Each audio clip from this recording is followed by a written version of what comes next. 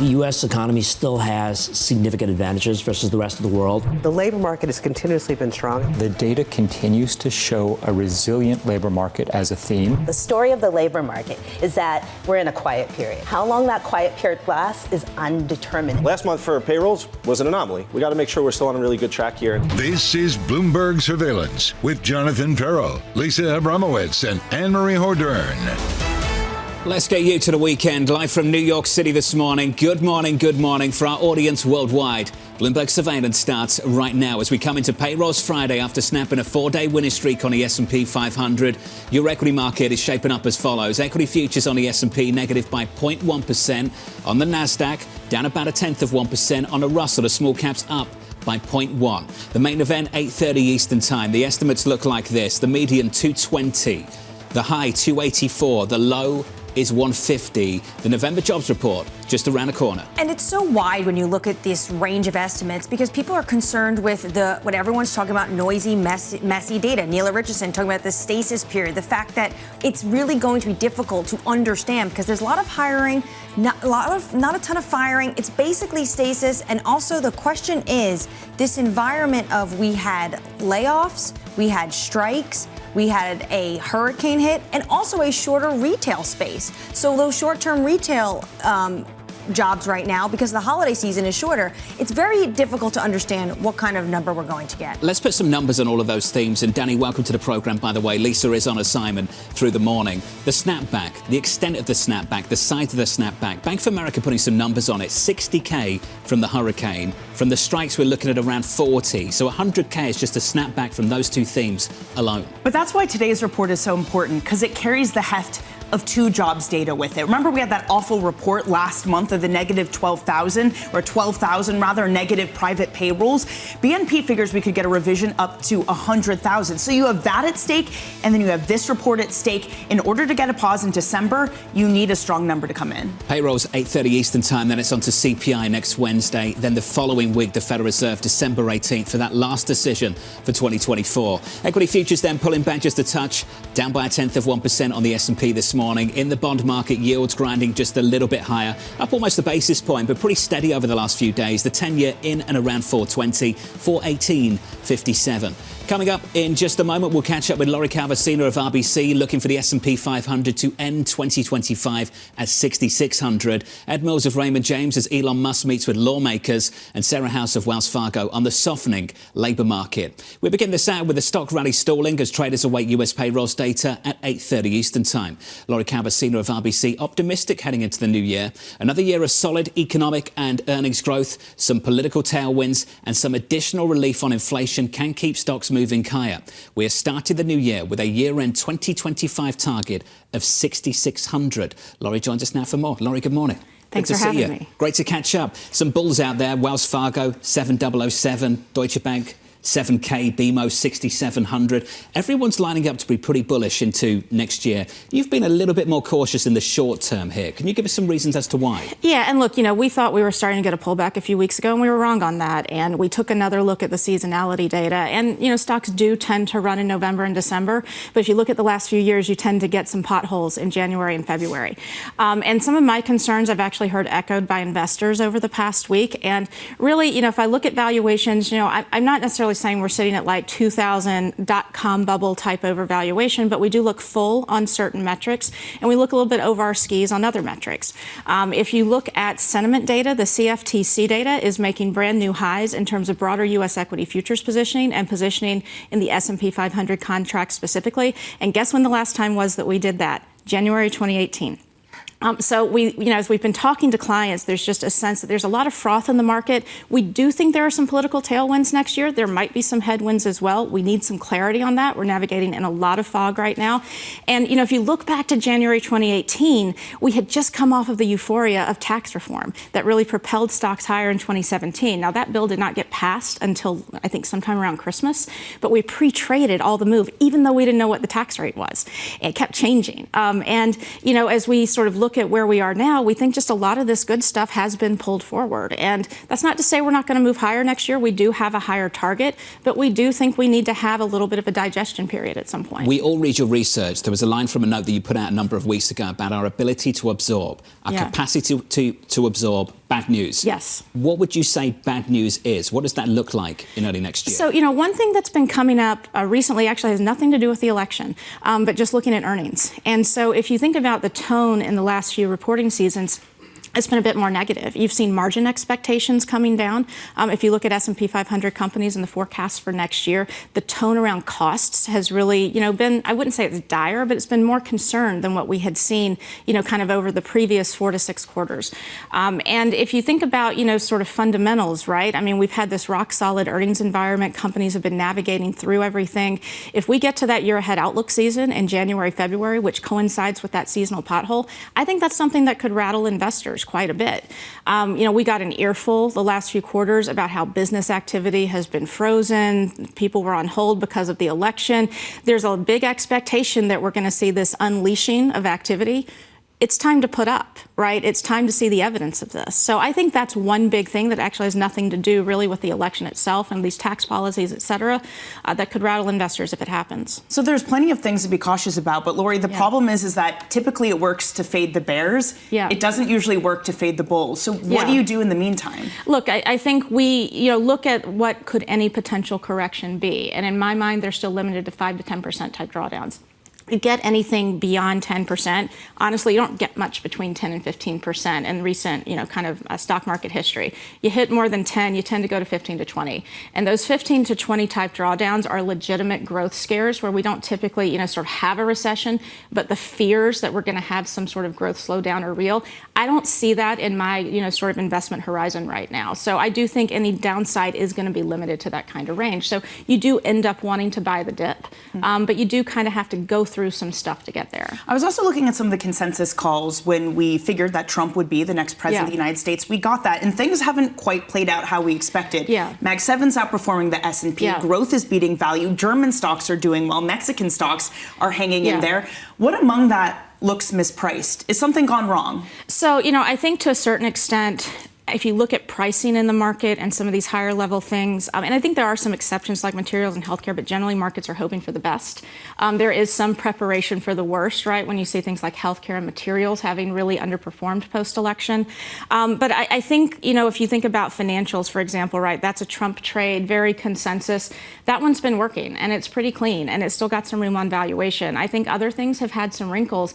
And I will tell you, when I talk to people who are more constructive, and that's not really the tone I'm sensing the last few days, but if I think back the last couple of weeks and, hear the more constructive tone, it's, well, this bad stuff isn't going to happen. We think the risks of that are low. We think that this is just bluster. We think that this is just posturing. And so I do think that optimism is filtering in a lot of trades. Is that going to be the catalyst for the pullback when potentially the bad stuff becomes reality? I think, and look, I think I hesitate. I think good stuff and bad stuff is an easy way to think about it. Some of the stuff is just more complicated, right? And, one example that comes up, and you and I have talked a lot about this, Anne-Marie, since we went to that Trump speech. But the whole idea of the 15% corporate tax rate deduction, that the idea that there may be some conditions on that, it seems like it's finally starting to filter out. But, I do think there's, I'm seeing a lot of stuff floating around with this 15% rate. I'm like, well, it might be more complicated than that. People just haven't really been paying attention and aren't aware. And when that clarity comes, if that's what in fact ends up happening, it could suck some of the enthusiasm out, even though it might not be bad policy. Right. So the 15%, what you're talking about, has an asterisk and fine print next to it, has to be made in the United States, and likely would come after there's going to be some level of tariffs, according to President-elect Trump. And the sequencing we're hearing and reading the tea leaves out of Washington is that it's immigration bill and tariffs and then tax cuts. So early next year, are companies going to have to start pricing in what higher tariffs might mean? It's interesting because I've been, really reading very closely the company commentary and earnings calls. We haven't had a ton, but I've also been reading conference commentaries on anything to do with the election. And a lot of the discussion has been tariff. But generally, I would say up until we sort of saw that, kind of Mexico-Canada announcement made, it was a situation where companies were like, well, we navigated really well through the China tariffs. We've reduced our China footprint. We've diversified our supply chains. Don't worry, we can get through this. And oh, by the way, we're going to pass everything along to the customer, so it's not going to impact our margins. we're going to have to see if that changes now that, sort of more broad-based tariffs have been introduced. But I think that's another misperception, is that these companies have just been going out talking about what happened in Trump version 1, and that is not the playbook this time around, if you actually listen to what he's been saying. This line of thinking got some pushback yesterday from Jim Caron of Morgan Stanley, who brought up the issue of tariffs and said maybe people view them as a good thing. Yeah. Domestically, there could be some winners here that investors are excited about. Do you see anything in that? Look, it comes up in my conversations on small caps and on the industrials in particular, that if you're going to reinvigorate domestic manufacturing, is that going to bring, some good stuff? And then you can sort of extrapolate that to the regional banks, which are going to have more regional footprints in terms of areas, like the Midwest and the Southeast, where you might have some of this manufacturing being made. I would say, I think that's all good and well in the long term, but it does take time to readjust supply chains. And as I've been reading some of these commentaries from companies, and they're talking about, well, we moved out of China into Mexico into Southeast Asia and yada, yada, yada. I'm not hearing a whole lot of we've moved to the U.S. So even if it ends up being positive longer term, there is still a shorter term period of disruption that could potentially impact demand, margins, and earnings. And when you're in an environment where there's not a lot of room for multiple expansion, earnings are a bigger driver of stock prices in the short term. There is a massive marketing push right now. John Deere is running a commercial campaign at the moment talking about their presence in, guess where, in America, how many people we employ, how important America is to us. You're going to see a series of commercials like that from various companies over the next few years. They want to send those signals out, and they want to make sure the optics are showing down in Washington, D.C., that these companies are on board. But to that point on tariffs, Kevin Gordon wrote in and said what happened in Trump 1.0, we didn't see a manufacturing boost in the U.S. due to any kind of nearshoring. So to Lori's point, they might be going elsewhere in other Asian countries. She's not hearing a whole lot of the manufacturing moving back to USA. Lori, it's good to see you. Great to catch up. Thanks for being with us. Lori Calvasina there of RBC. Equity futures right now on the S&P pulling back by about 0.1% on this payrolls Friday. With an update on stories elsewhere this morning with your Bloomberg brief, here's Yahara Hakes. Hey, Yahara. Hi, John. The manhunt continues for the suspected shooter of United Healthcare CEO Brian Thompson. Bullet casings found at the scene were inscribed with the words delay and depose. Police saying the gunman arrived in Manhattan on November 29th at Port Authority and used a fake New Jersey ID to book a hostel. Thompson's wife told NBC he had received some past threats, potentially related to insurance denials. Meanwhile, on Capitol Hill, Elon Musk and Vivek Ramaswamy met with lawmakers yesterday to explain how they plan to slash at least $2 trillion from the federal budget. They also attended a session with House Republicans. All this a part of their advisory commission coined Department of Government Efficiency, also referred to as DOGE. Their target to cut $2 trillion would be the largest austerity measure in the U.S. since the end of World War II. And Donald Trump has tapped venture capitalist David Sachs to serve as his AI and crypto czar. Trump also announcing Sachs will lead the Presidential Council of Advisors for Science and Technology. Sachs has become one of Trump's biggest Silicon Valley supporters. Sachs also has ties to Vice President-elect J.D. Vance, who also worked in venture capital before turning to politics. That's your Bloomberg Brief. John? Yahara, thank you. More from Yahara in about 30 minutes' time. Up next on the program, Doge takes over Washington. This is an important day. It's the beginning of a journey. You've heard what DOGE is all about, the Department of Government Efficiency. We believe it's an historic moment for the country. And these two gentlemen are going to help navigate through this exciting new day. That conversation up next, live from New York City this morning. Good morning.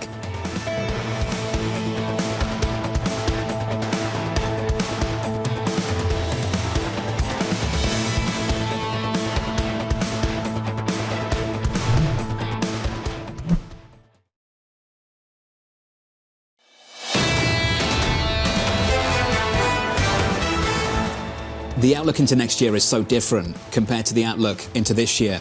Last year, 4,800 was the average target on the street coming into 2024 for year end, and here we are north of 6K. Going into next year, 7K over at Wells Fargo, likewise over at Deutsche Bank, 6,700 at BMO, just caught up with Lori Calvasina, 6,600 over at RBC. Things are pretty bullish into next year. Equity futures taking a breather. We're down 0.1% on the S&P. In the bond market, things have stabilized just a touch. Yields are higher by a single basis point. The 10-year 4.1857. Under surveillance this morning, Doge takes over Washington. This is an important day. It's the beginning of a journey. You've heard what DOGE is all about, the Department of Government Efficiency. It's a new thing. And this is a new day in Washington and a new day in America. The taxpayers deserve better. They deserve a more responsive government, a more efficient government, one that is leaner and more focused on its primary objectives. And that's the opportunity that we have here now.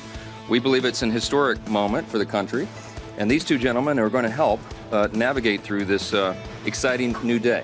So here's the latest this morning. Elon Musk and Vivek Ramaswamy meeting with top Republicans on Capitol Hill and outlining plans to slash government spending. Ed Mills of Raymond James writing, as much as Elon Musk and Vivek want to work outside of the traditional DC process, the reality is that they will need congressional support if they want to enact key items of their agenda. Ed joins us now for more. Ed, welcome to the program. How much support do they have on Capitol Hill? I think they have a lot of support within the Republican caucus. The problem is there's not enough Republicans to get to a majority to pass this in the House. Right now, we're looking at the beginning of the year next year, 217 to 215. You lose one Republican, you can't get this through the House. Every member of the House of Representatives on the Republican side is going to be Joe Manchin. On the Senate side, almost everything requires 60 votes. You're going to need 7 Democrats. You're not going to get 7 Democrats to support some of these things. You might be able to get something through reconciliation, but when you have these small margins, John, it's going to be very difficult to get this done. And when you heard from some of the most conservative lawmakers yesterday, they said the threat comes from within that room. They weren't referring to the House as a whole. They were referring to their fellow Republicans, because traditionally when they have big opportunities to slash the budget, what they will say is that they get 20, 30 votes. They're nowhere close to the 217, 218 to get to that majority. Everyone's going to be a king on Capitol Hill when it comes to next year, Ed. Is that why, not just talking about slashing money and what DOJ wants to do, but the idea of the tax bill, is that why so many people are saying when you look at the sequencing of these Trump policies, you have to push that out to the end of next year? Yeah, Anne-Marie, I think you're right. You're going to have some special elections that could potentially add to that majority, but it's still only going to be a couple of seat majority. When we look at the tax bill next year, it's a really big price tag. If you want to bring down that price tag, there's some significant kind of concessions that are going to be made.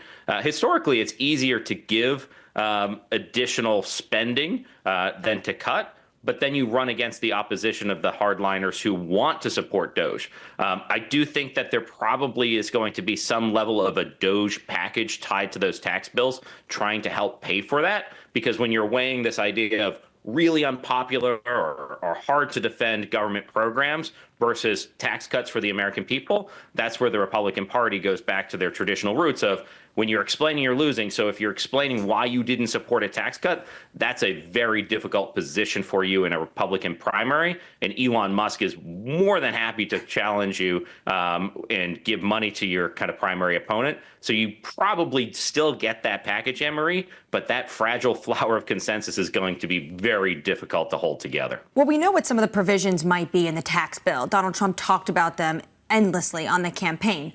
What do you think is going to be included when it comes to DOJifying the government? What are the cuts that we can actually see make it into legislation? I think they're going to be on the edges, Anne-Marie. We're going to see a series of things that have been outlined previously, difficult to defend programs. What we've heard is that they want to cut $2 trillion annually from the federal budget. You would have to do a series of entitlement reforms to do that. So I think Medicaid is most at risk in that conversation. Some redetermination in terms of who gets it, more enforcement on kind of the recipients, kind of not too dissimilar to the provisions that Democrats added into the reconciliation bill, giving more money to the IRS to crack down on waste, fraud, and abuse within kind of taxpayers. They're going to say this is waste, fraud, and abuse on entitlement programs. I think it's very difficult to do multiple things at the same time. Entitlement reform might be a step too far, but if you want to get those savings, you're going to have to tackle that, with Medicaid being the most likely area that they try to tackle. Ed, you mentioned something there that I want to dig into more, this idea that Elon Musk could fund competitors to those in the House and the Senate if they don't fall into line. We learned with filings yesterday that Musk spent $250 million on Trump's campaign. How big of a threat is that? What is Musk's power to make sure that Congress people fall in line with Trump? For Republicans, the biggest threat generally is a primary opponent. And when you have someone who was giving $250 million, as you said, Danny, was giving $1 million away in a sweepstakes, a competitive primary is about $1 million. And so to have that outside money is going to be a huge pressure. One of the questions that I have is there are some states, especially in California, where there are still plenty of Republicans in Congress where a kind of two-person kind of advancement primaries are not as impactful. And so it would help with a lot of members of Congress getting him over the edge. But there are two members who voted in favor of the impeachment of Donald Trump who's returned. There are a handful of members from California who don't have to worry about primaries. They actually have to worry about not going too far to the right. So the math is going to have to math, and it's very difficult to get that done, Danny. Does that then change the dynamic of the slim majority we've been talking about? Does it look a little less slim with Elon Musk acting as cop? It's going to put pressure. At the end of the day, I go back to that when you're explaining you're losing. So as a Republican, you generally have to vote in favor of tax cuts. Now, the big question is, how much does that cost? It looks like it's going to be $4.7 trillion just to keep current law. Anne-Marie asked about all of the promises on the campaign trail: no tax on Social Security, no tax on tips, no tax on overtime, doing something with SALT. That could balloon that up to $10 trillion. You're not going to have a bill that big. I think that the over-under in terms of how much we'll add to the deficit through taxes over the next 10 years is about $3 trillion. So you'll have some of those offsets. But building that coalition, we have too many members on Capitol Hill where perfect is the enemy of good. And the more you have as perfect is the enemy of good, the harder it is to actually get this package. So I think the final thing I'd say there is you have Senate Majority Leader Thune saying he wants to aggressively move this out, maybe do 2 reconciliation packages. I'd say I'll take the over on that timing and I'll take the under on that number. Ed, you're having conversations with market participants every single day. Do you get the sense that they're underplaying how difficult it will be to execute on this front? John, I think it's a good question. I think what I've seen is people are just taking a step back, taking it all in, not getting too swayed too far on any one headline, because most market participants I've talked to lived through Trump 1.0. They recognize that there is a certain swing and kind of unpredictability to this. They keep the North Star of it is still more likely than not that we extend out the debt limit. It's more likely than not we extend out some of these taxes. We probably get some level of change through DOGE. If I had to pick something that is more likely than not, there is deregulation. You can do that without Congress. The courts have really opened that up. So that's what they're focused on. As we get closer, that's where we hit the return to volatility. That's probably one of the big themes for next year. Ed, appreciate your time, sir. Thank you, as always. Ed Mills there of Raymond James. Started that conversation on the DOGE effort. Important to point out that this has got bipartisan support in some places, the likes of Bernie Sanders supporting certain elements of it. Yeah, theirs does. And to even Ed's point, when you're talking about some of these cuts on the margins, there's even been Democrats who have talked about some of those cuts and some of those reforms. But the math has to math, and that's the problem here. And Libby Cantrell put out a note earlier in the week that said, historically, this will be the Republicans' smallest majority ever, and the second only smallest majority in the House historically. For Republicans, though, they're first. Every vote counts, and to Ed's point, everyone's going to be Joe Manchin, but on the other side of Congress. Ed talked about size. To extend the Tax Cut and Jobs Act of all those years ago, you're pushing $5 trillion. Just for that alone, before you get into all the other stuff. Just to keep status quo. And then you have to start adding on the promises we heard on the campaign trail. And I find the one that's most interesting is cutting on Social Security taxes. Do you know why? Because at the same time, you're trying to maybe go through Medicare, Social Security, and cut some of the fat that's in these entitlement programs. At the same time, you're saying, well, we're also going to cut the taxes on them. There's going to be a lot of debates on this. It's going to be a busy 2025. Equity futures right now this morning. We're down by about 0.1% on this Payrolls Friday. The number we're looking for in our survey, about 220K. And next on the programme, Sucharita Kodali of Forrester Research on earnings from Lululemon.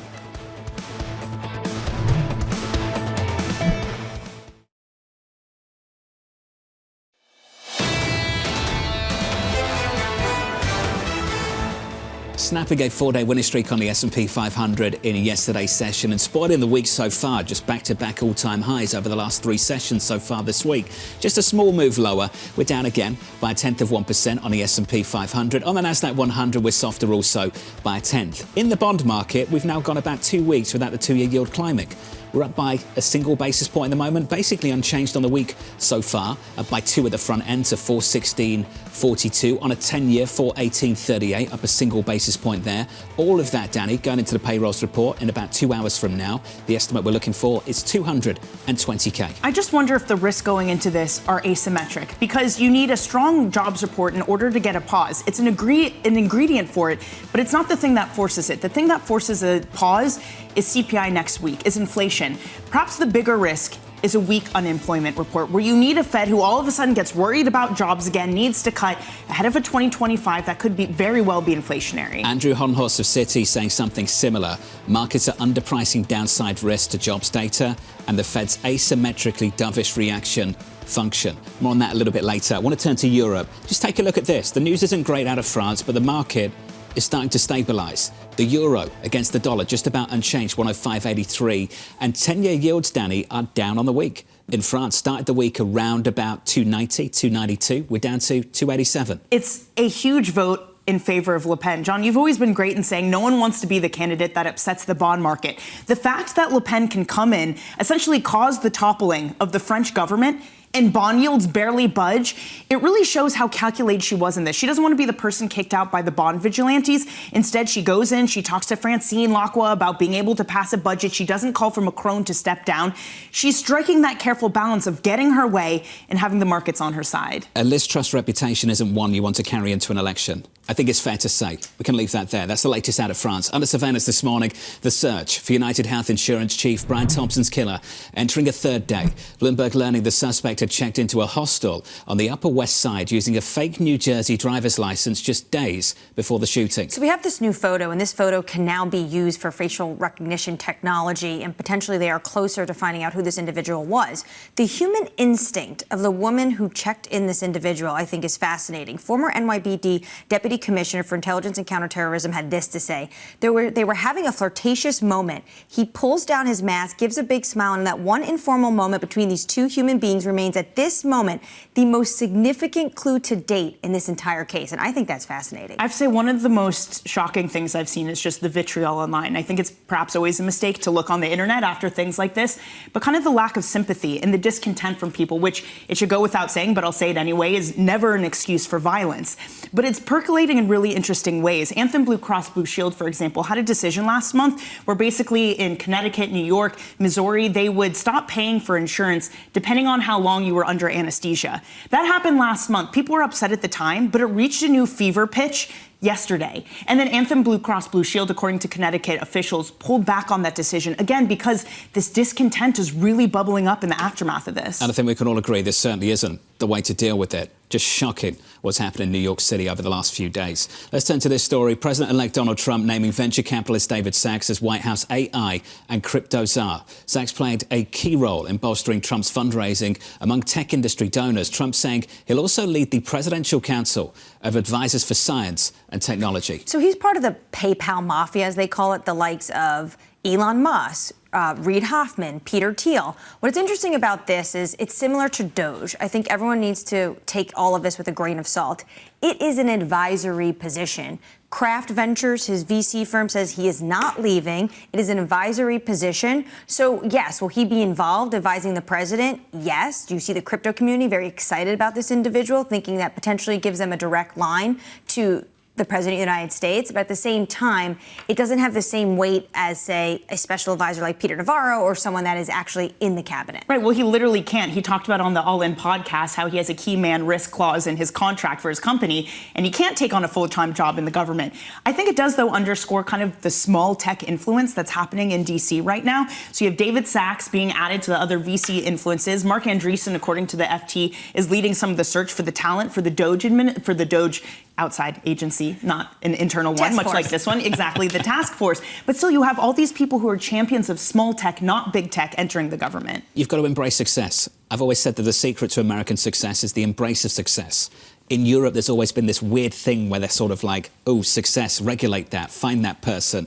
In America, I've always thought that's the secret ingredient, and these are successful individuals that should have some influence on the course of this country. A top court in Washington set to rule on TikTok's upcoming US ban today. This coming after President Biden signed a bipartisan bill that could ban the app nationwide starting in January. TikTok arguing the ban violates the First Amendment of the US Constitution. So regardless of what we hear from the court, we need to remember the legal saga is likely going to continue. Regardless, there's likely going to be an appeal. When they talk about this idea of the First Amendment and free speech, I think back to what FCC Commissioner Brendan Carr said on this program a few months ago, who is now tapped to actually lead the commission as chair. He said it is not a content issue. It's the way the content is getting to people. And he called it a national security threat. And this is someone who's close to the President of the United States, incoming President of the United States-elect Donald Trump. So regardless of what happens, there's going to be an appeal. But the timeline is very short. We have till the end of January for them to divest, or there potentially is going to be this ban. President-elect Donald Trump said he was against banning TikTok. Originally, he was against banning TikTok. I say originally because he did want to ban TikTok, and now he's against banning TikTok because of Meta and Mark Zuckerberg. And Meta this week has gone on a bit of a charm offensive to say that maybe we over-moderated things. We'd like Mark Zuckerberg to have some influence on what's happening. I just wonder whether that can really change the course of this story. And he also made a pilgrimage to Mar-a-Lago to sit down with Trump. So you do see a shift in tone from all of these tech individuals in terms of wanting to cozy up to President-elect. I'm not sure if that's going to change this exactly, because there's another wrinkle, Jonathan, and that's one of the biggest donors to President Trump.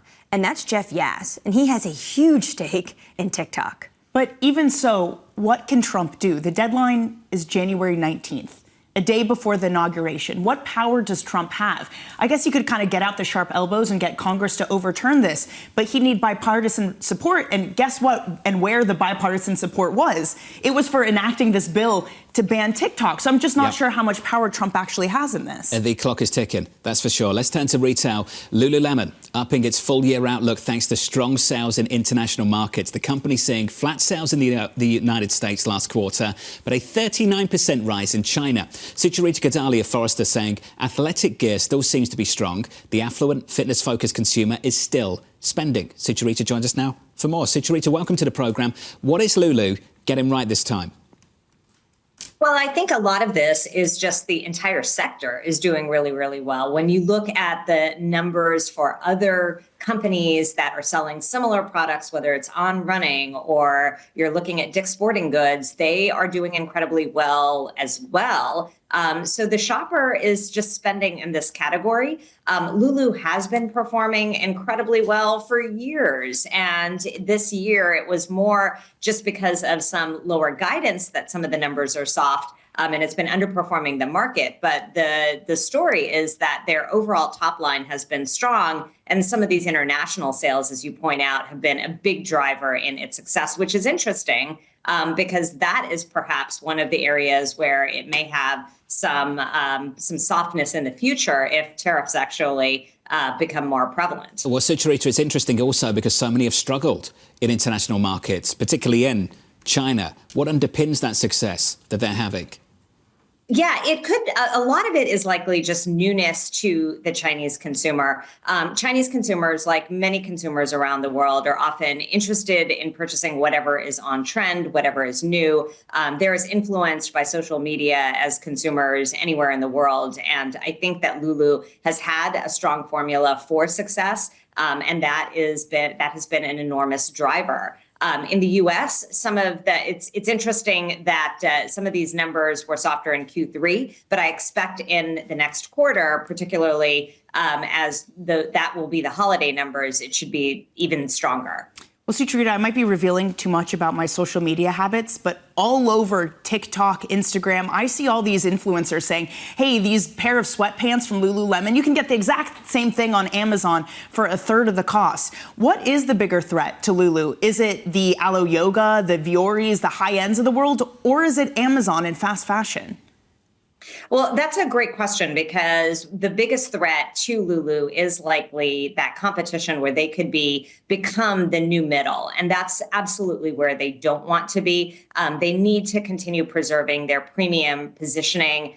They need to be very, very careful about promotions and discounting, because you're absolutely right. There are competitive threats that are at the high end, and there are absolutely the knockoffs at the low end. And you don't want to be either. You need to make sure that every part of the brand, the logo, all of those elements are preserved and protected, and that discounting doesn't become too prevalent in its business model. How are they on that front, on inventories and fighting off discounting, Sucharita? Are they doing a good job there to fend off falling into the middle? It seems at the moment that they are fairly strong. This is a company that seems to have pricing power and seems to be able to get away with minimal discounting. You don't necessarily see the huge Cyber Week and Black Friday promotions that other brands, the deep discounts that other brands are forced to reckon with. They did have an inventory situation earlier in the year. It seems like it has stabilized a bit, so it appears to have they seem to be in a better position going into Q4, and I expect that will also carry through 2025. Sucharita, when it comes to the international business, analysts were noting that it was the leggings category that was seen as strength for the first time in a while. But I thought the Lulu problem was the fact that they were leaning too much into tight-fitting clothing and had to go into a more baggy look. Which one is it? Well, a lot of this is also very dependent on regional preferences, too. So the challenges are that certainly that they're going to have to figure out from their merchandising standpoint, from their product development standpoint, what is appropriate in which markets where, which colors, which styles are going to resonate more with shoppers. A lot of that is going to be influenced by social media. Much of it is going to be influenced by even store associates in stores. So a lot of this is going to fluctuate. That is one of the challenges of being a fashion retailer. But also what Lulu has is the ability to actually shape what shoppers want by what it has in the store and what it's positioning as what is on trend at any given moment. When you look at the U.S. and also consumers around the world, which do you see right now in terms of who is the most picky? Where's the pickiest consumer? That's a great question, because consumers everywhere are pretty picky. And this is one of the things that we are certainly seeing is that certainly at the low end, consumers are incredibly fickle because they're the most economically distressed. But even at the high end, we see a lot of fickleness because those consumers, while they're still flush with cash, they have so much choice. And you see that in some of those U.S. numbers. And that's absolutely an issue that every business that is trying to attract higher end customers has to face. Sucharita, good to catch up, as always. Sucharita Kodali there of Forrester Research. Lulu is up in a pre-market by more than 9%. It has been such a mixed month for consumer-facing companies in America. JetBlue, Southwest, American Airlines, all solid.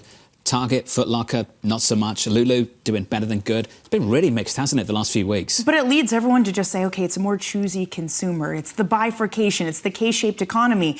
But how can you say that when it's someone like Lululemon that does cost more, is more upscale? Maybe it does come back to the picky consumer, but it just shows you can't just assume everybody's flush with cash and going to buy things. You need an actual strategy now. It feels like the excuse of the moment when things go wrong. You say the consumer is choiceful. Yes. Picky, choosy, in a soft part that has nothing to do with us. Well, you need to have the right choices for them. You can't say just a consumer is picky and we're living through these ups and downs and that's why it's happening right now. If you don't have the strategy, that's why you see all these companies, this extreme CEO turnover and people bringing back old people back into the fore to get that culture back. Something is happening now. What I found so interesting about Lululemon was the international business doing well and the leggings are back in style. When, Jonathan, I think you're the one that pointed out to me that Lulu's problem was the fact that they didn't have this baggier fit that some other brands like Vuori were starting to sport. Are we moving back? Is that what's happening now? I guess. It's supposed to be for yoga, so it makes sense. Lulu right now is up by a little more than 9% in a pre-market. Let's get you an update on stories elsewhere this morning with your Bloomberg Brief.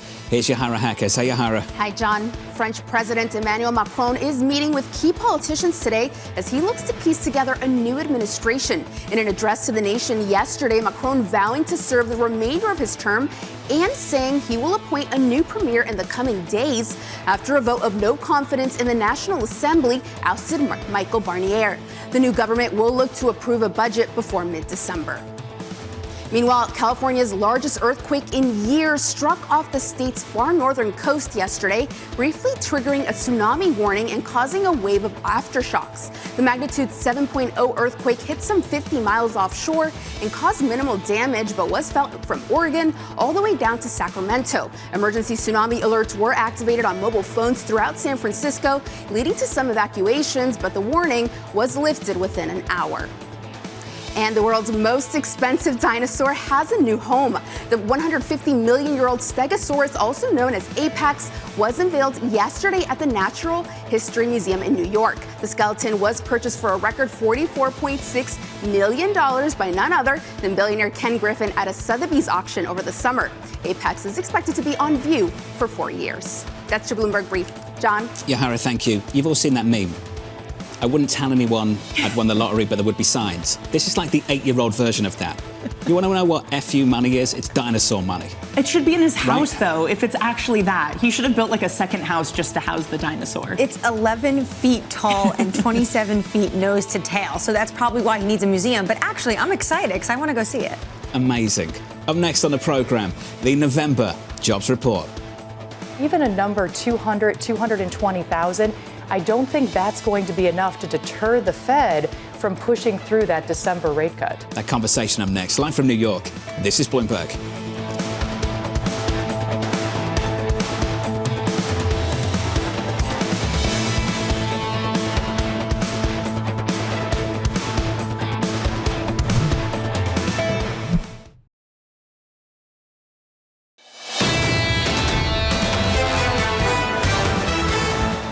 Equities at the moment just a little bit softer. We're down by a little more than 0.1%. Bond yields a little bit higher, up a single basis point. The 10-year 4.1876. Under surveillance this morning, the November jobs report.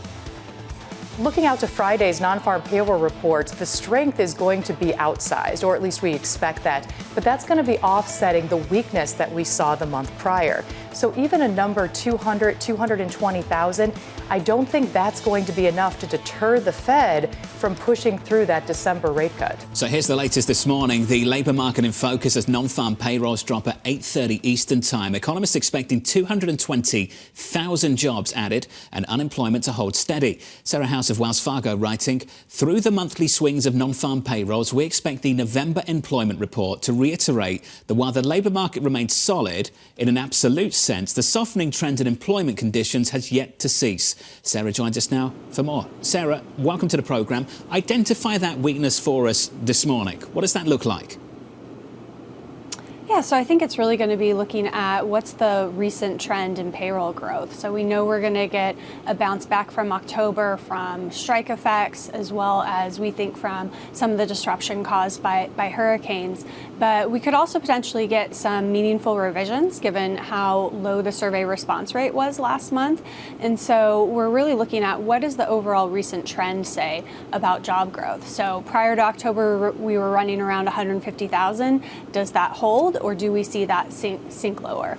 Sarah, do you believe we could get a post-election bounce? Consumer confidence is up. Business optimism is rising based on what we heard from the Beige Book earlier this week. Is there something to be said about confidence picking up and hiring starting to follow? So I don't think we'd see that in the November jobs numbers. I think that's too soon. We did see a little bit of that. If you look at the NFIB survey, the employment components for November came out yesterday, and we did see about a 3-point bounce in terms of hiring plans.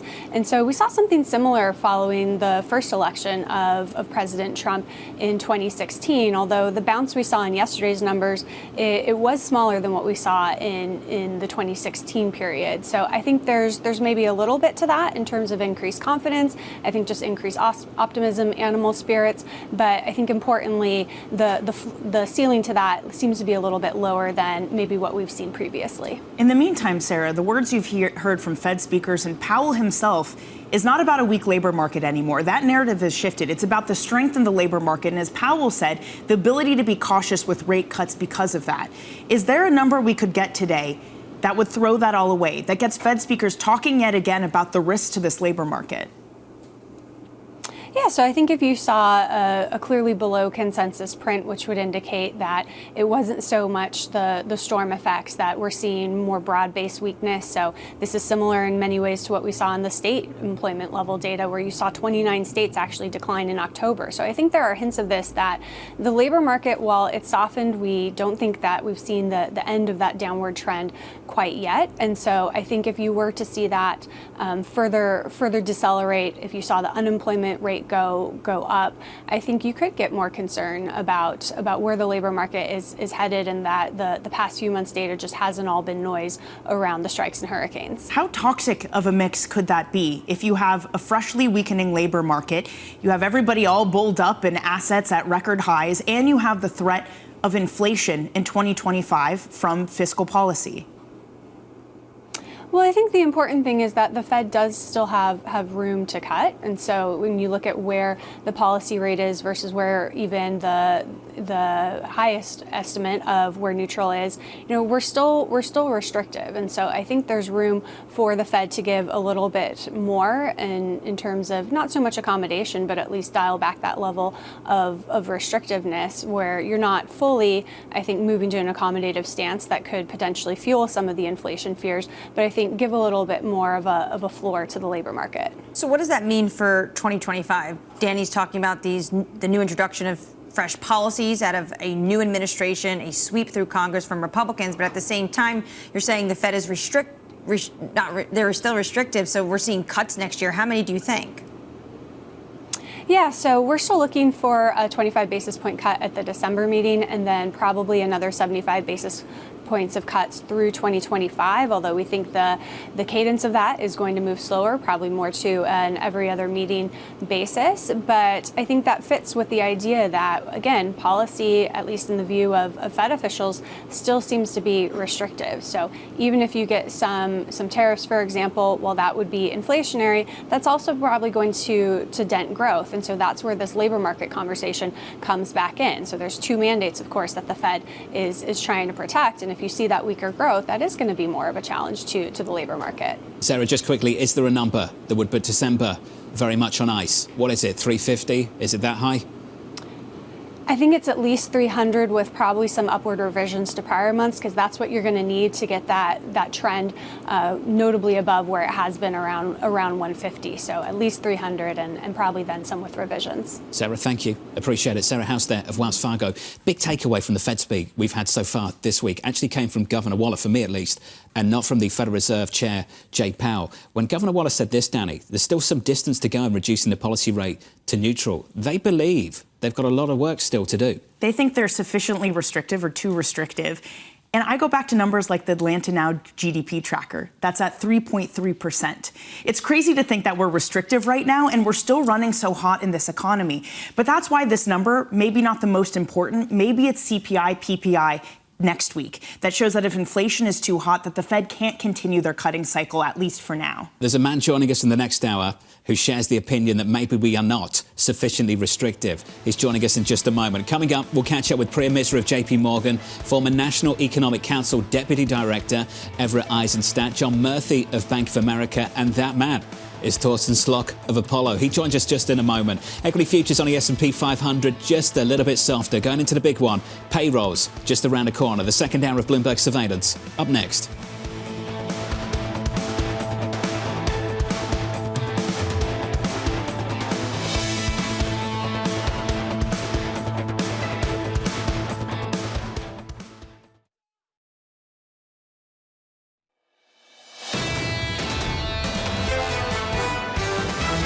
We do think that the Fed is going to cut here in December, but we think that next year's cuts are a bit in jeopardy. The data coming out Friday could make the case, if it comes in strong, that they don't have to go in December. Even a number 220,000, I don't think that's going to be enough to deter the Fed from pushing through that December rate cut. The real question is, what is the underlying trend? What we're projecting is really the rebound from the prior months. If you give me 350 headline payrolls and a drop in the unemployment rate, then the question becomes, is neutral in fact higher? This is Bloomberg Surveillance with Jonathan Ferro, Lisa Abramowitz, and Anne-Marie Hordern. So the big one, Payrolls just around the corner, 90 minutes away. The scores going into it look like this. Equity futures on the S&P just a little bit softer. We're down 0.1% on the Nasdaq 100. Similar move, no real drama here on the Nasdaq 100. We're down by 0.07. Basically unchanged on the small caps. We've talked a lot about the estimates. If you're just joining us, welcome to the program. The estimates look like this. The median estimate in our survey is 220. The high is around 280. The low is about 150 this morning. So what's so interesting is because it's noisy because we're coming off such a low payrolls report. When you look at the strikes, when you look at the hurricanes, Deutsche Bank, Citigroup, they expect a return for some of these jobs in October. 80,000 of new jobs created. Bank of America a little bit higher. They say that payback's 100,000. But it's going to be interesting because also the revisions. How much of the revisions also going to play into this? And then to everyone's point, what does this mean for the Fed? Especially as we know they want to keep their optionality. They're not in a hurry. What we heard from Jay Powell in his previous public statement. And then this week it was, we're going to be cautious. For economists, that's the number one question. What does this data and next week's CPI print mean for the Federal Reserve on December 18th? Got it. I think for market participants right now, what can dent the bullishness on Wall Street? Listen to these estimates. Chris Harvey, Wells Fargo, his outlook for 25 dropped early this week. 7007. Deutsche Bank, 7K. BMO, 6700. Barclays, 6600. RBC, 6600. You get the picture. David Rosenberg, Danny, made some headlines in the last 24 hours out on X and posting the following. Those of us who have found ourselves on the wrong side of the trade must consider adopting a different strategy. The bears are falling. To be clear, he said himself he is not throwing in the bearish towel, but he is admitting that what he thought was irrational in equity markets might not be so irrational. Things you usually hear at the top of the cycle. These valuations, maybe we can make them make sense. Both Rosenberg and BlackRock were out yesterday saying that the current valuations aren't about 2025. They're not about 2026. It's the next decade. It's the promise of AI. And so that's how you can make this make sense. Again, these are the kind of arguments you tend to hear when things are near a top. And Lord Calvasina on earlier said we potentially, though, could see a pullback from where we're seeing right now. I'm stunned at the front page of the FT this morning. Investors have pumped almost $140 billion into U.S. equity funds since last month's election. Basically, an entire month. We're looking at $150 billion going into the market. And that's all happening at a time where you have Rosenberg throwing in the towel. And by the way, Rubini sounding remarkably positive on this program yesterday. I think that's frightened a few people, but look, not so Dr. Gloom. No, yes, exactly. What do you say? I'm like Dr. Realist or whatever. But it rarely works to fight the bulls. Usually it's fighting the bears that works. So it's kind of a question mark what you actually do with this. I have to say, Nouriel sounded somewhat constructive in a conversation yesterday, which was somewhat jarring at times. Equity futures on the S&P 500 negative by 0.1%. In the bond market, yields look like this, up by almost a single basis point. The 10-year just south of 420, 418.18. Coming up this hour, we'll catch up with Priya Misra of JPMorgan as stocks lose steam near all-time highs. Former NEC Deputy Director Everett Eissenstat on Trump trade policy. And we'll speak to Torsten Slok of Apollo as we count you down to the jobs report at 8:30 Eastern Time. We begin this hour with stocks mostly flat as traders await November payrolls, helping to shape the Fed's next policy decision. Priya Misra of JPMorgan writing, the number will see some payback from the hurricane and strikes, but I think anything below 250 suggests a loss in labour market momentum. What can result in a pause in December? 300k plus on payrolls. Priya joins us now for more. Priya, good morning. Morning. Why is anything south of 250 weak for you? You've got to average the last few months. I mean, you look at the underlying trend in the labor market, there seems to be a slowing. But if I average the 12,000 and a 250, you're getting a slower pace of hiring. I think what we actually saw in the July and August report, that was sort of, slowing, and then we had a very strong number. I think you've got to think through the underlying trend. We do see that the labor market's slowing. Nothing dangerous. That speed is not very high. We're in a soft landing. We believe it. But you start to average out the last couple of months, and if it does seem like that trend is slowing, I think that's why the Fed is saying that monetary policy is still restrictive. Despite what's happening with risk assets, it's that hiring pace that I think concerns them. Important question for the bond market. Citi's Andrew Honhorst. Markets are underpricing downside risk to jobs data and the Fed's asymmetrically dovish reaction function. Do you think risks are skewed asymmetrically to lower yields? I think risk assets might be. I would say that the bond market is fair. We're pricing in, despite a little bit of hawkish rhetoric from Fed Chair that they can be cautious. I think the market's looking at Whether they're going to cut in December, I think very likely. So you talk about asymmetry. I see the asymmetry a little bit in risk assets, where I think there's this optimism. We're in a soft landing. We're going to get a policy mix that's all growth positive. I'm a little cautious. I'm not so sure that the entire mix of policy between trade, fiscal, deregulation, is that all so positive growth? So I think risk assets, if you see a weaker number, there has to be a bit of a reality check that maybe there is a loss in labor momentum. The Fed can cut, but there's lags in monetary policy. And so I think risk assets might have that. I think a number below 200, I think a bigger reaction in risk assets. You get 250 or higher, I think risk assets are going to continue with that soft landing theme. Does that suggest to you then that the data monetary policy is still in the driving seat and it's not fiscal policy and hopium for growth? I do think that. I mean, I think with fiscal policy, people look at the 2016 move and say, well, that was a big move in rates. There was significant growth positive. I think the starting point is so different in terms of the debt, in terms of inflation. I think President-elect Trump knows that. And which is why we're talking about DOGE, we're talking about tariffs. I mean, there's a lot of boogeymen here. So I think if the market thinks about the overall policy mix, we realize there's going to be a lot of differentiation. So I think active management, you're going to have to be careful about which sectors you're long, which sectors you're not. I think interest rates actually might just stay around the same level. We're exactly at the same 10-year yield today as we were a year ago. And yet, bonds have done well. It's because it's not so much about rates, it's about where are you putting your, bets on. I wonder how much that explains the head scratcher of Treasury yields being basically exactly where they were on election night when everyone thought that you'd get this huge run up in bond yields, and that hasn't happened. Break-evens for 5-year inflation, that also hasn't moved as well. Right. What do you make of that? What's behind it? I think a couple of things. I think if you look at the entire policy mix, again, to my earlier point, it's hard to say that it's all that growth positive. You can argue that tariffs are inflationary and there's no way around it. Well, not if the dollar keeps strengthening, then there's a disinflationary trend there. But I would say it's stagflationary. So some aspects of the policy are stagflationary. What does actually DOGE end up? We've had a lot of federal hiring. Is that going to be negative? Is that going to be not as high? So I think when you start to get into the details, it's not so obvious. So I think that's why Treasury rates are where they are. The other thing is the Fed, I have to give them a lot of credit. They've talked about monetary policy being restrictive. I think they're setting the stage for a slower pace, which makes sense. The first 100 basis points was always easy. I'm struggling 6 months from now, and they've got a few more. Now we're going to get into, are we restrictive? What's neutral? So they're telling us that as we approach, which I think 3.5, if that's neutral, they're going to slow down that pace. But they've been, I think, very consistent that monetary policy is restrictive. So that's why when the rates investors see the 10-year, I think it's attractive. I mean, I think it's fair. 4 to 4.5 is a very fair range. We could stay here and still get value from bonds. You can own 6-7% in high-quality bonds here. Given the different policies, can we stay in this range if we say we get the good stuff, tax cuts, but we also get maybe some of the unhelpful things to financial markets like tariffs? Right. I think we're going to be volatile. I think we're going to go... No, number one, I'd say soft landings are rare. So that's why this year we've moved from recession, soft landing, re-acceleration. I think that continues to happen. Why I think the 10-year stays where it is because it's going to depend a lot on sequencing. Do we get one policy? Do we get tariffs first? Because that's an executive order issue. And do we have to wait for fiscal for end of next year or maybe 2026?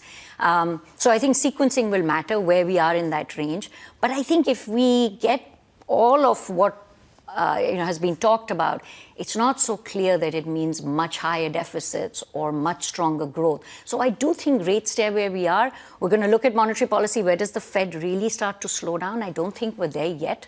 We could get there in 6 months. And it's going to come down to the data and how different sectors are responding to the policy. Everyone comes on and says the sequencing matters so much. Do you have a base case? We do. I think some part of tariffs are announced early on, maybe right on Inauguration Day. I do think it's an opening salvo. I mean, we talk about the Fed put, but there's a Trump put that I think the market's thinking about. That do we start with 60? Maybe not for the whole world, or 20 for the whole world. That's going to matter.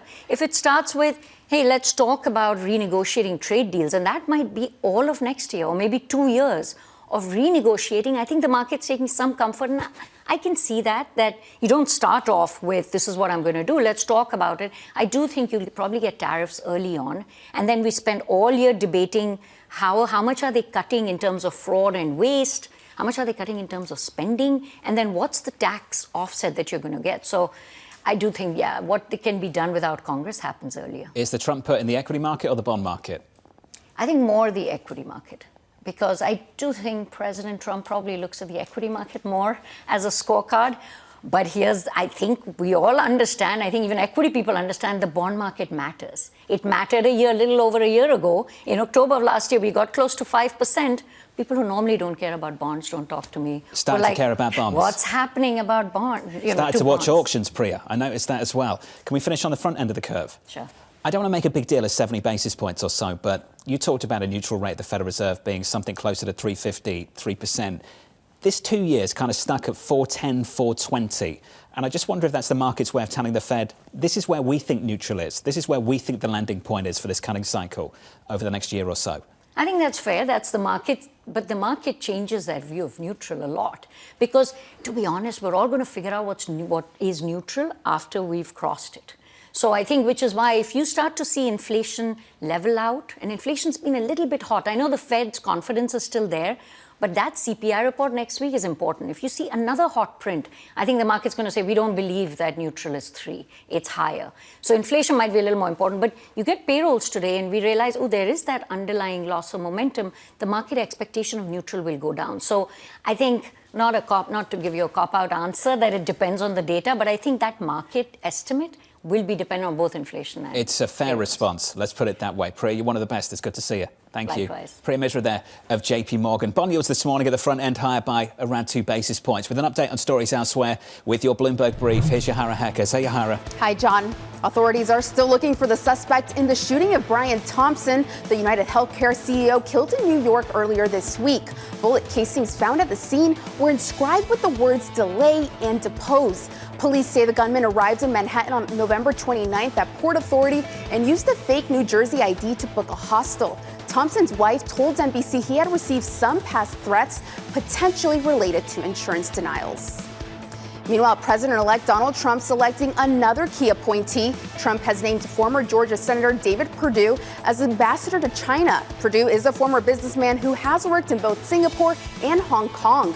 The pick comes as Trump has threatened tariffs on China by as much as 60% before threatening an additional 10% if Beijing fails to stop the flow of fentanyl into the U.S. And look at shares of Lululemon. Those are up more than 9% in the pre-market. The athleisure company raising its full-year outlook due to strong sales overseas, despite slower growth in the U.S. Lululemon's strategic plan is now targeting annual revenue of $12.5 billion by 2026. Lulu is saying it will be fueled by rapid growth internationally, a focus on online sales, and a larger product offering for men. That's your Bloomberg brief.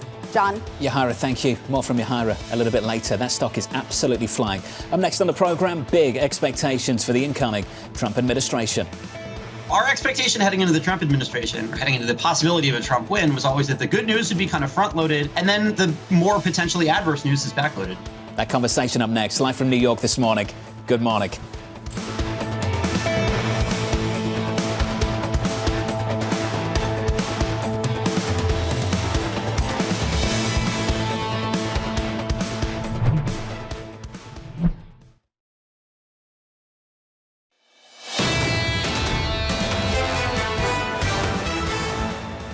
So in a little more than an hour, we'll get the jobs data. It's just around the corner. We're looking for about 220K on a headline basis in our survey. Going into that, these are your scores. Equities a bit softer, down 0.1%. No drama here. Really treading water across the board, both in foreign exchange and in the bond market as well. Bonds unchanged, your 10-year 417.61. Under surveillance this morning, big expectations for the incoming Trump administration. Our expectation heading into the Trump administration, or heading into the possibility of a Trump win, was always that the good news would be kind of front-loaded on some of those priorities like deregulation that were very clear, and then the more potentially adverse news is backloaded in terms of what happens with tariffs, what happens with some of these offsets for a fiscal package next year, where we're going to need to wait to see where these risks land. So here's the latest this morning. Donald Trump's election victory pushing U.S. business sentiment to multi-year highs. Investors expecting looser regulation and a tougher stance on trade. Former National Economic Council Council Deputy Director Everett Eissenstat writing, business and governments around the world should expect and be prepared for a drastically changed landscape in the years ahead relating to trade and international trade policy. Everett joins us now for more. Everett, welcome to the programme, sir. I've been looking forward to this conversation with you this morning. How different will the approach be this time around compared to the first time around? Well, thank you, Jonathan. It's a real pleasure for me to be here. I think we're going to see a significant difference. The first term, there was a kind of a walk into a tariff conversation. We started with some existing safeguards on washing machines that led to the 232 aluminum and steel tariffs. And then finally, the big China tariffs, which are under the 301, which are still in place and were actually carried through under President Biden and actually enhanced. But what's interesting about that debate is that there was an internal dialogue about whether tariffs were a tool or an outcome. And what I mean by that is tariffs can be a very powerful tool to effectuate change, or they can be the end state in of themselves. And some people believe that, a strong tariff regime enables, domestic manufacturing, it solves the trade deficit. And those are the kind of debates we were having. That's not where we are today. It's definitely a tool and an outcome in a sense. And so what people are trying to discern now is like, well, what is that tool going to be used for and how long are these tariffs going to stay in place? And there's a lot of different scenarios and we're looking at different scenario plannings, but it's much more complex and I think much more advanced, which I think will lead to greater durability for a new type of trade regime that we haven't seen for quite some time. Everett, though, is the bias towards using them as a negotiating tool, or are you expecting blanket tariffs and double digits when it comes to China and the rest of the world? I think we could see both, and I think we can see both in different times on different countries. The president has been pretty clear that he is very committed to utilizing tariffs to change a lot of the inequities that he sees in the world. He has particular markets that he's quite concerned about, and he has said and he campaigned on a 10 to 20% universal tariff.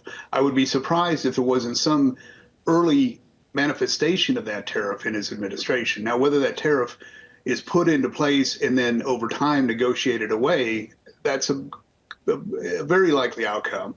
But he's pretty consistent in doing what he says he's going to do, and he has committed to using broad universal tariffs. He's also shown that he is going to use tariffs for the U.S.-China relationship, and that's on top of the existing tariffs we have today.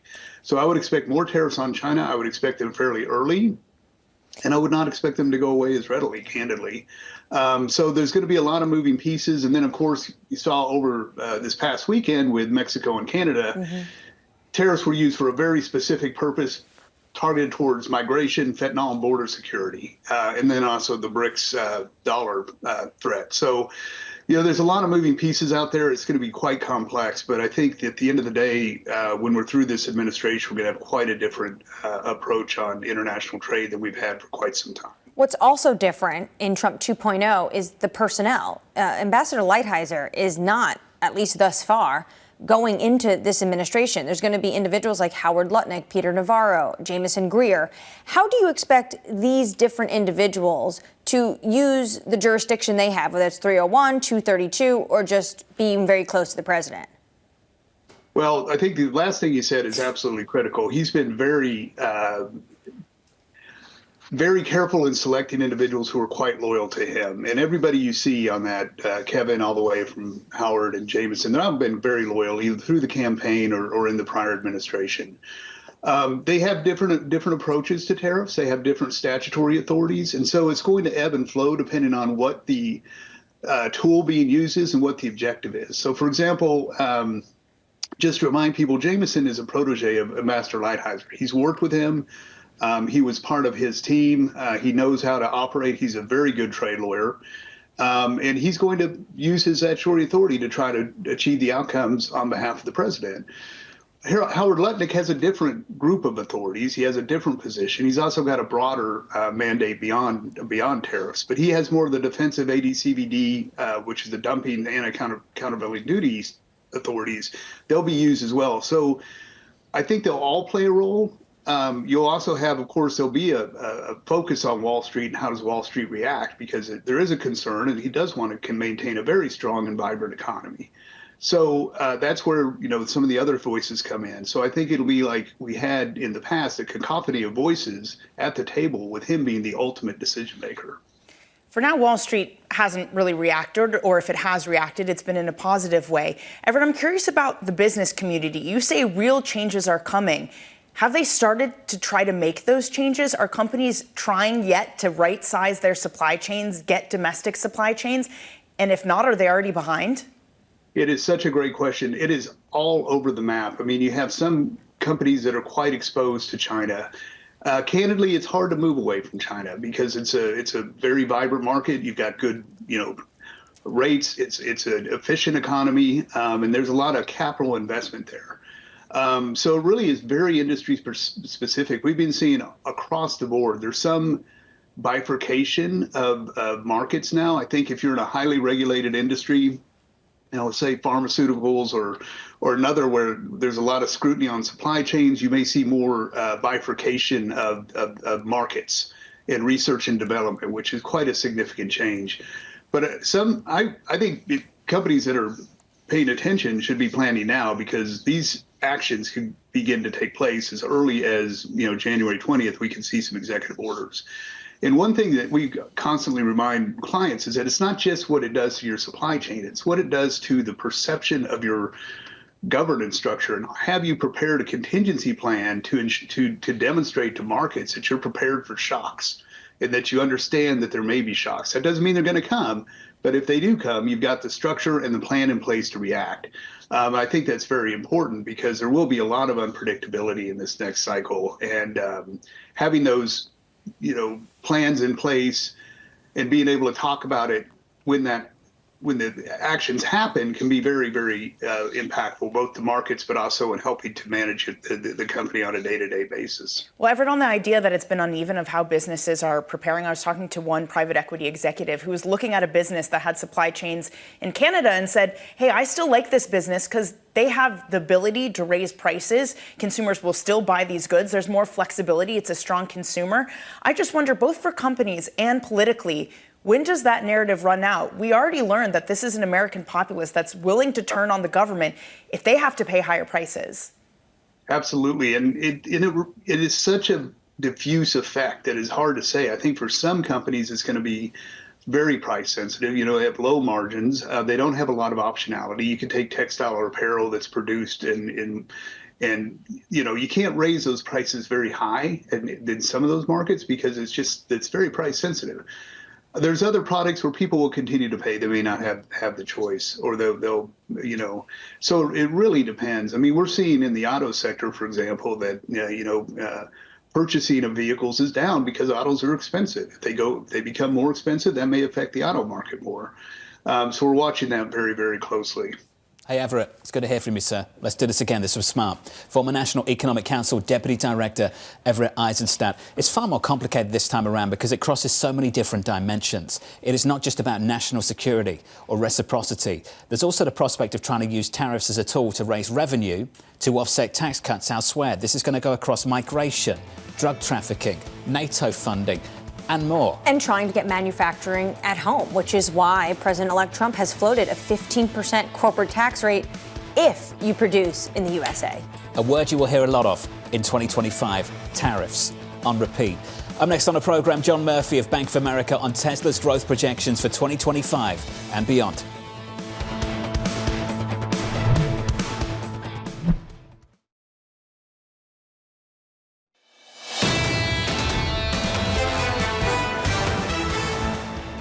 Equity futures on the S&P 500 almost totally unchanged. The jobs report 1 hour away, 60 minutes away. The number we're looking for is about 220K. With 2 hours until the cash open with your morning movers, here's Manus Cranny. Good morning, Manus. John, good morning. This at Lululemon is a story of not US exceptionalism, but Chinese exceptionalism. The stores overseas are doing phenomenally well. Chinese stores rose by 39% sales there. They've upped the guidance for the year. They're going to make 10.45 to 10.49. But the conversation you've just had with Forrester a little bit earlier, it's about the preservation of premium pricing. Don't end up in the bargain bin. And that's what Lululemon are indeed achieving. Gross margins of 58.5%. So, yeah, the international side of the business is doing a little better than the US. The US business, they say, will continue to underperform. There are macro pressures and headwinds out there. I never thought I could get excited about leggings, but there you go.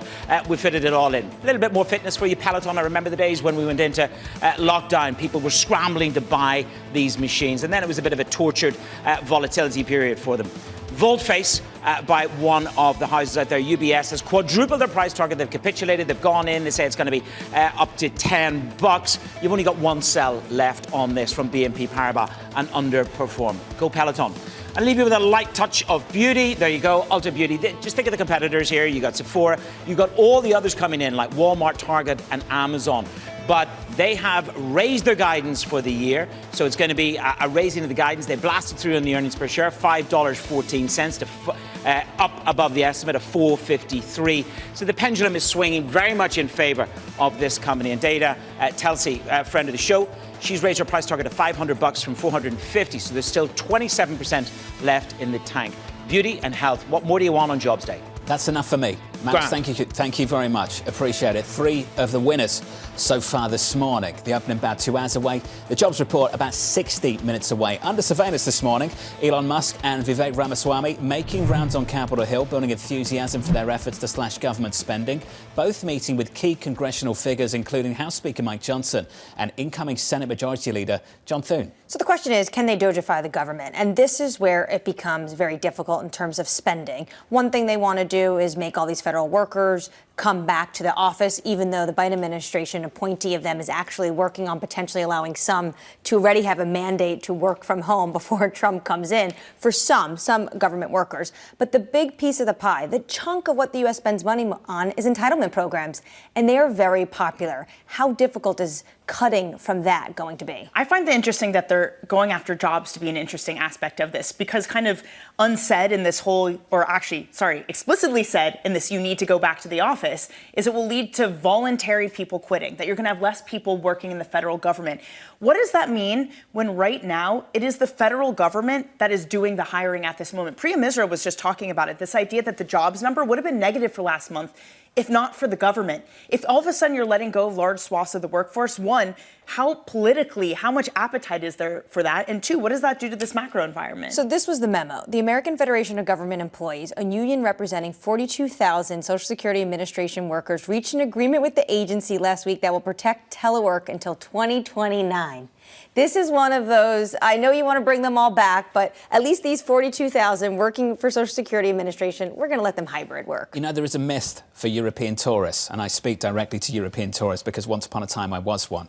They would come to America, they'd look at the infrastructure and they'd say, Americans really don't pay enough in taxes. They need to do something about this. And then you move to America and you speak to the accountant. They start going through the taxes you're about to pay.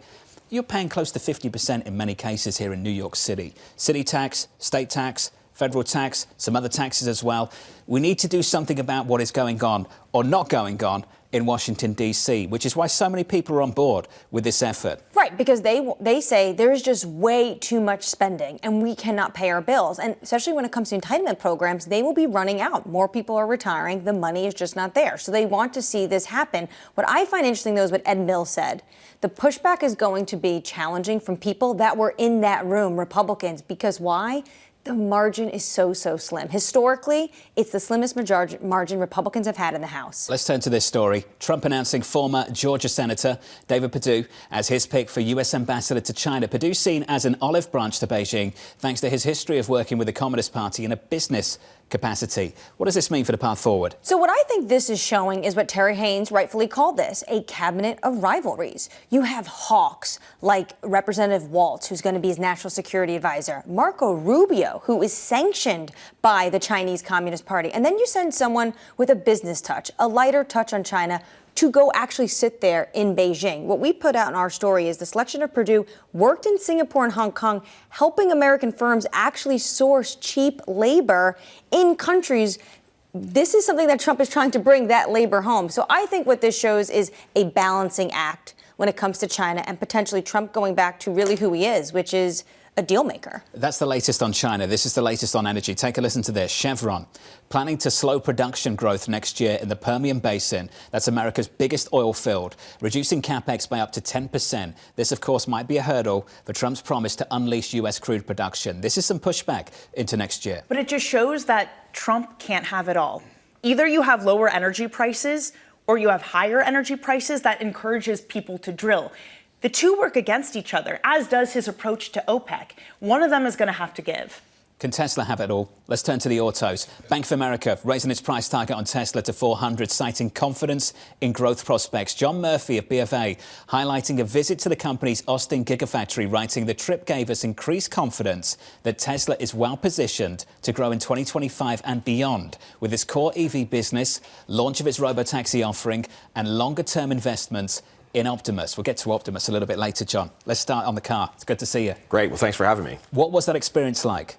There were many things in the trip that were very good, but I think the two things that stood out is it sounds like the penetration rate or the subscription rate on FSD are going up, and that combined with our ride in the latest version, 13.2 of FSD, was really impressive. So, I mean, you've put those two together. If that 13.2 continues to improve, I think getting people to pay $99 a month for FSD is going to be a very easy thing to execute for Tesla. Where is FSD compared to something like Waymo? What's the big difference right now? So, right now, Waymo is working on a level 4 basis in many cities. San Francisco is probably is the biggest. So geofenced autonomy, and it's working pretty well. Tesla is not to a point where it's actually even testing at sort of autonomous tech that will come in 2025 in their robotaxi launch. That will be surveilled, if you will, by teleoperators and folks in the vehicle. But as far as what is going on in sort of the rate of change on a subjective basis here, there is really a massive improvement that's going on at Tesla with FSD. And then sort of on an objective basis, the target of getting to 10,000 miles without any disengagements of FSD is a target by the end of this year, and next year they're going to probably make very significant progress. I think this is one of the few areas that Tesla might be under-promising on its targets. Well, Waymo did announce in a blog post yesterday that they're going to go into Miami in 2026. Is there first mover advantage to this industry, or can Tesla come and bully Waymo out of the way?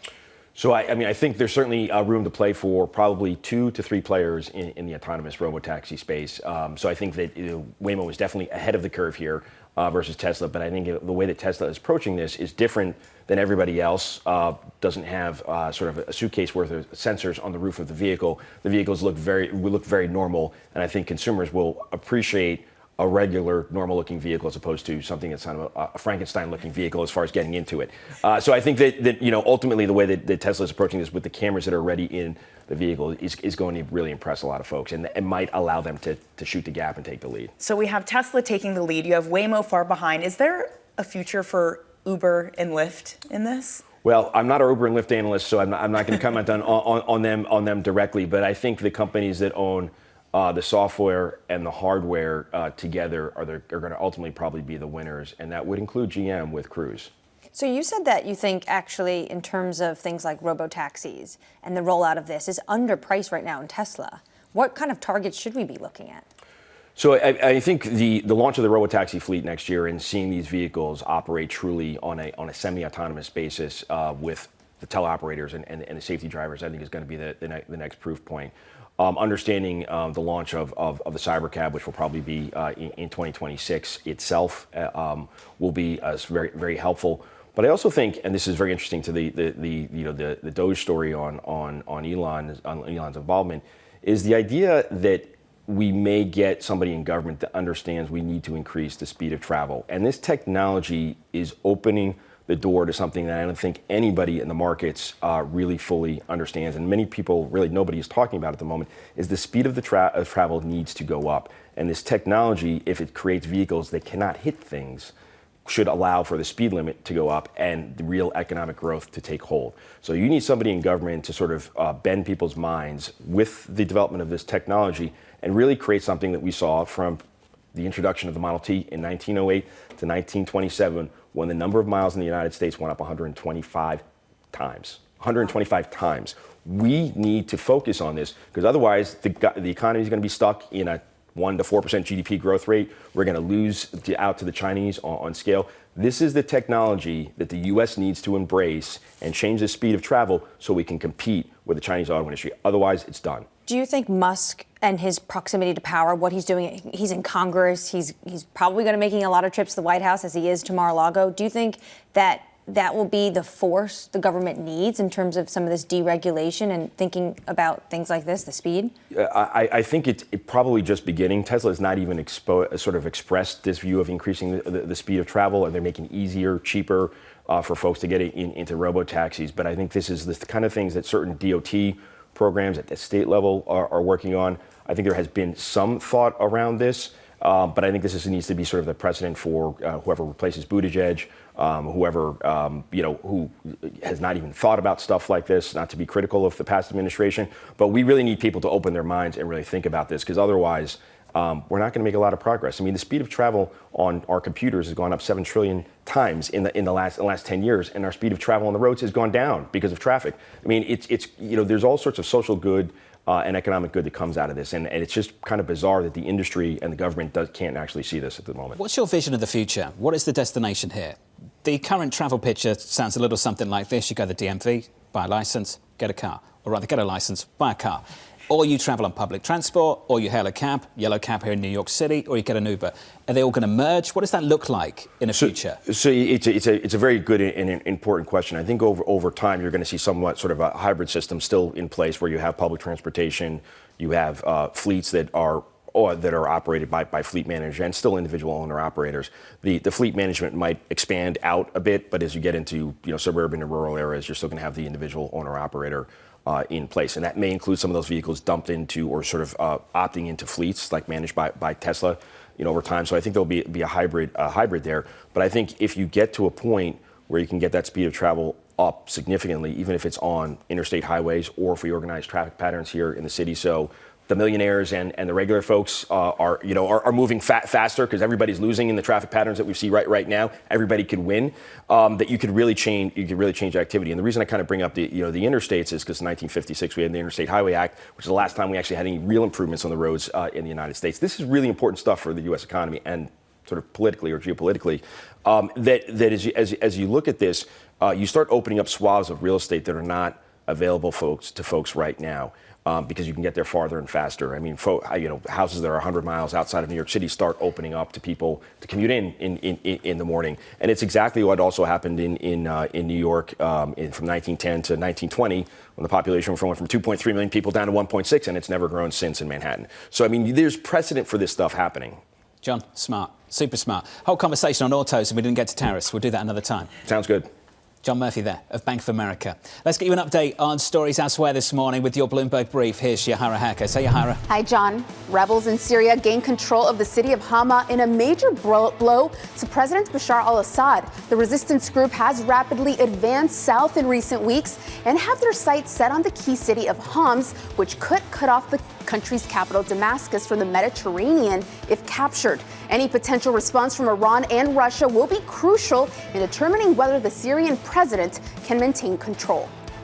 Meanwhile, a U.S. district judge rejected Boeing's proposed guilty plea to fraud charges, which were related to 2 fatal 737 MAX crashes several years ago. The judge said he couldn't accept the deal between Boeing and the DOJ because it would improperly require race to be factored into the hiring of an independent monitor. He also echoed concerns of family members of the more than 300 people killed by the 2 crashes, who'd urged him to reject the agreement and have maintained the penalties are too lenient.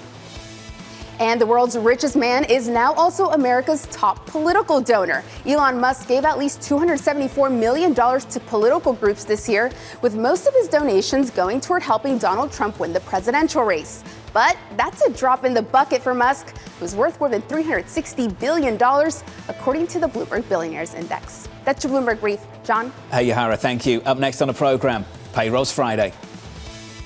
The catch, of course, is that the first estimate of October, from which we're all trying to estimate the trend, will be revised. And it might be revised enormously because the response rate in October was extremely low. That conversation up next. Live from New York, you're watching Bloomberg TV.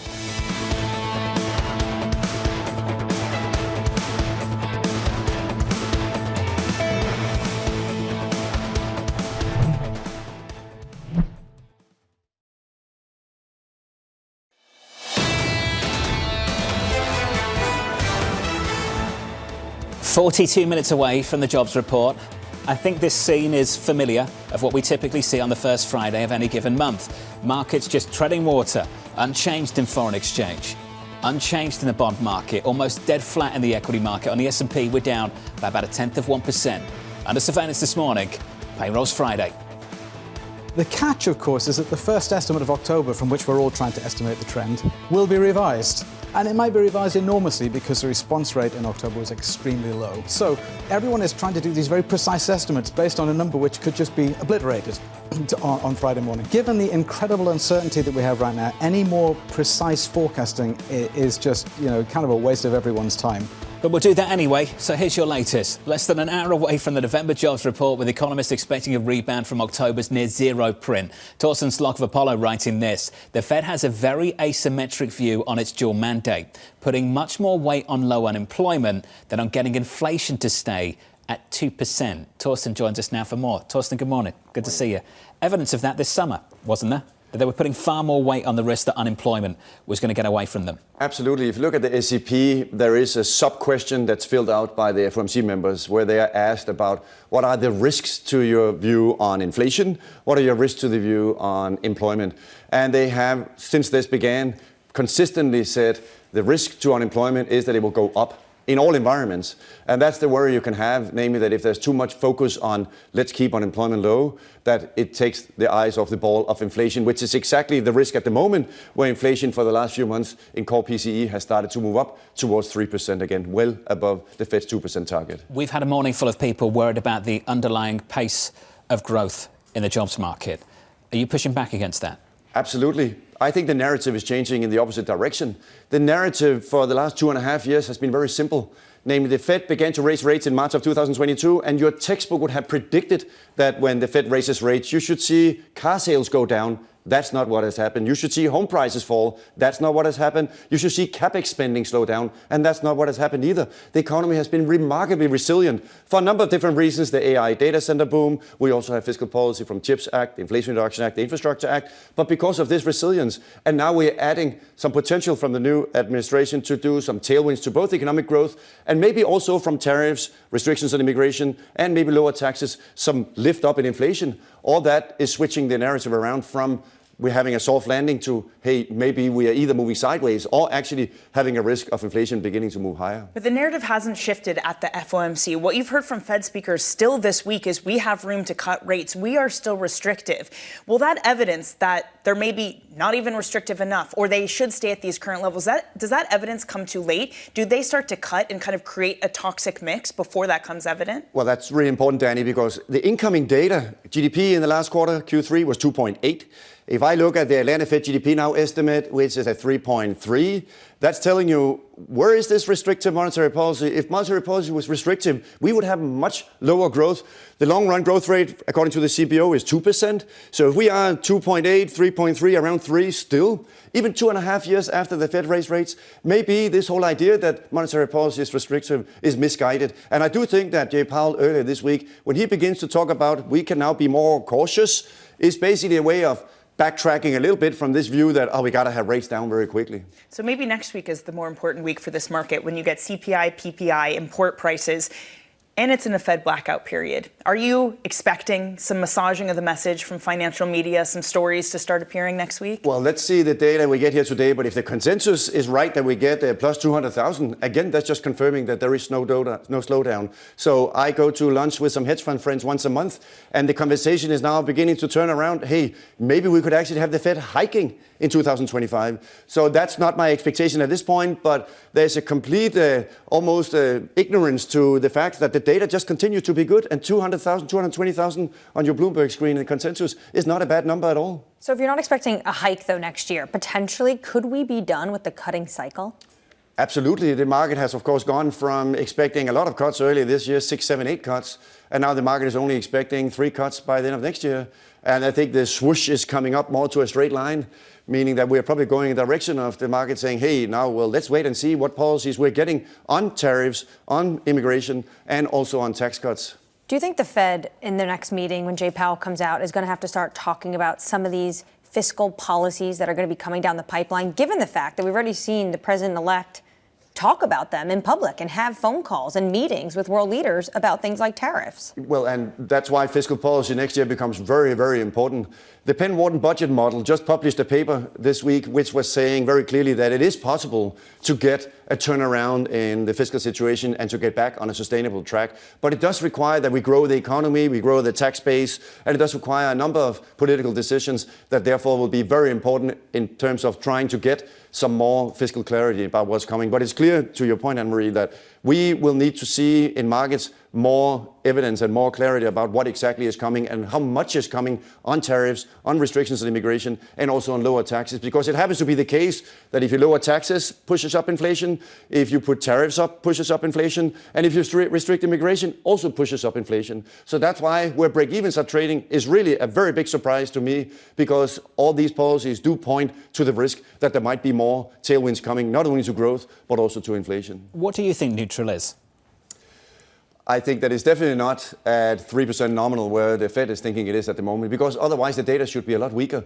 So the frameworks that we have, and when we try to do the Kalman filters that go into the Laubach-Williams model of estimating what our stars should be, they give a number that's more between 4 and 4.5. So that's not too far away from the 4.75 of where we are today. So that means that we will likely get another cut or two, meaning 25 basis points.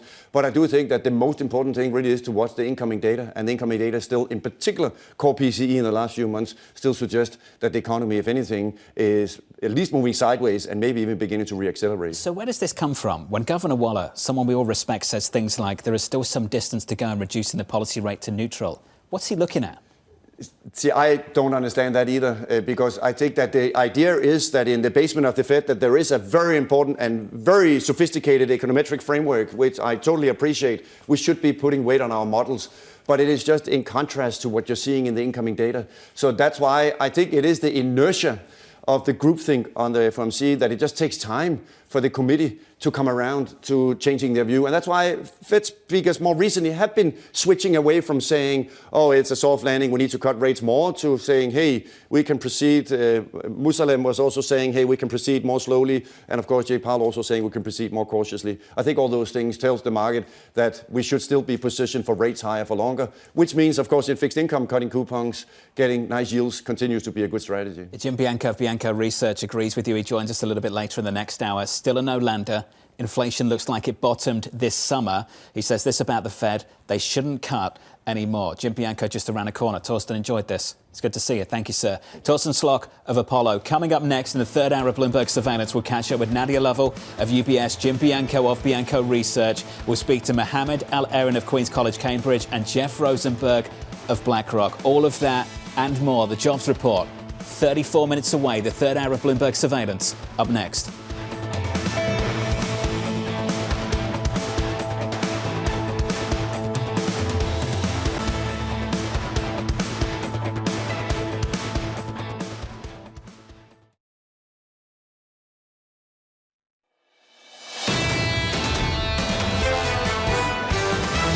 The U.S. economy still has significant advantages versus the rest of the world. The labor market has continuously been strong. The data continues to show a resilient labor market as a theme. The story of the labor market is that we're in a quiet period. How long that quiet period lasts is undetermined. Last month for payrolls was an anomaly. We got to make sure we're still on a really good track here. This is Bloomberg Surveillance with Jonathan Ferro, Lisa Abramowitz, and Anne-Marie Hordern.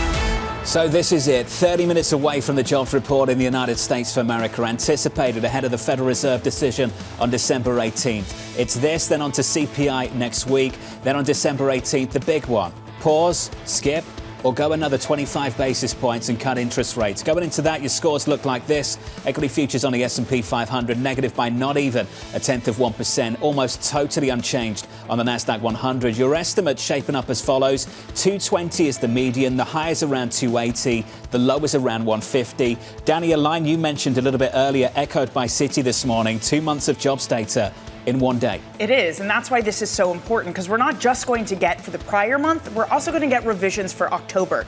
In a really messy report, BNP Paribas says that the number could be as big as 100,000. This will maybe show us might not, but it will maybe show us whether the weakening trend was real or it was all about weather and strikes. And it's going to show us whether or not the Fed has a bias potentially to the labor market, depending on what kind of number we get today. Andrew Hollenhorst just publishing with this report saying the average of today's reading and October's will determine whether jobs growth is slowing, as we expect, they're at 155, or holding up more solidly, as it is believed by markets and Fed officials and also Torsten Slok. Fed officials going into the quiet period. I think we all understand the bias. They've conveyed it pretty clearly over the last week or so. They want to reduce interest rates again. You can feel it by another 25 basis points. Things could change a lot. January 20th, when we get incoming administration, President-elect Donald Trump taking over, and on day one, making some big changes. And this is the big risk, because what if jobs are a little bit weaker and they feel the need to cut and they say, we're going to continue to cut in force, and they continue to do that until they come head to head with the politics? Does that mean they've already moved too far? Do you get in this toxic brew of you've cut interest rates and then inflation is picking up? What happens at that point? Toxic brew. Bramo's proud. Lisa's not here, but we're still talking Channeling about her because in her absence. I'm in her chair. I thought brews. I would. It makes sense. Yeah. It's allergic. You can feel it. It sort of drifts around the table. Equities right now on the S&P down by about 0.1%. Contagious was the word, not allergic, of course, although you might be allergic to it if you are bullish. Equities down by 0.1% on the S&P 500. Coming up this hour, we'll catch up with Nadia Lovell of UBS on her 2025 equity outlook, Mohamed El-Erian of Queen's College, Cambridge on growing global divergence, and we'll speak to Jeff Rosenberg of BlackRock on the latest jobs data. We begin this hour with the rally losing some steam as traders await one of the Fed's key data points, today's jobs report. Nadia Lovell of UBS looking ahead to next year and writing this, the favourable macroeconomic backdrop continues to support markets, and we expect US stocks to move higher in 2025. But investors should brace for increased volatility due to potential changes to government policies under Trump 2.0. Nadia joins us for more. Nadia, good morning. Morning. Bull case, 7K on the S&P. Bear case, a tariff shock 5,100. What does that tariff shock look like? You know, if we get that universal tariff that Trump has been talking about, 10% across the board, that has implications for not only inflation, it has implications for economic growth. It will be a drag on the economy, and that feeds into earnings growth. I mean, we could see a hit mid-single digits or so to earnings expectations going forward. And so we think that that could create some volatility. And we saw that during the trade wars, right, that the market did pull back. Remember March 2018, right, when you had that first implementation of tariffs on steel and aluminum, we saw the market pull back. And then subsequently in September, as the trade wars got into heat of it, remember, the market was down almost 20%. He's not in power right now, but he's given us a clean signal of what he wants to do. He wants to put double-digit tariffs on China, maybe even Mexico and Canada if they don't get certain things done. Why is the market so resilient in the face of that at the moment?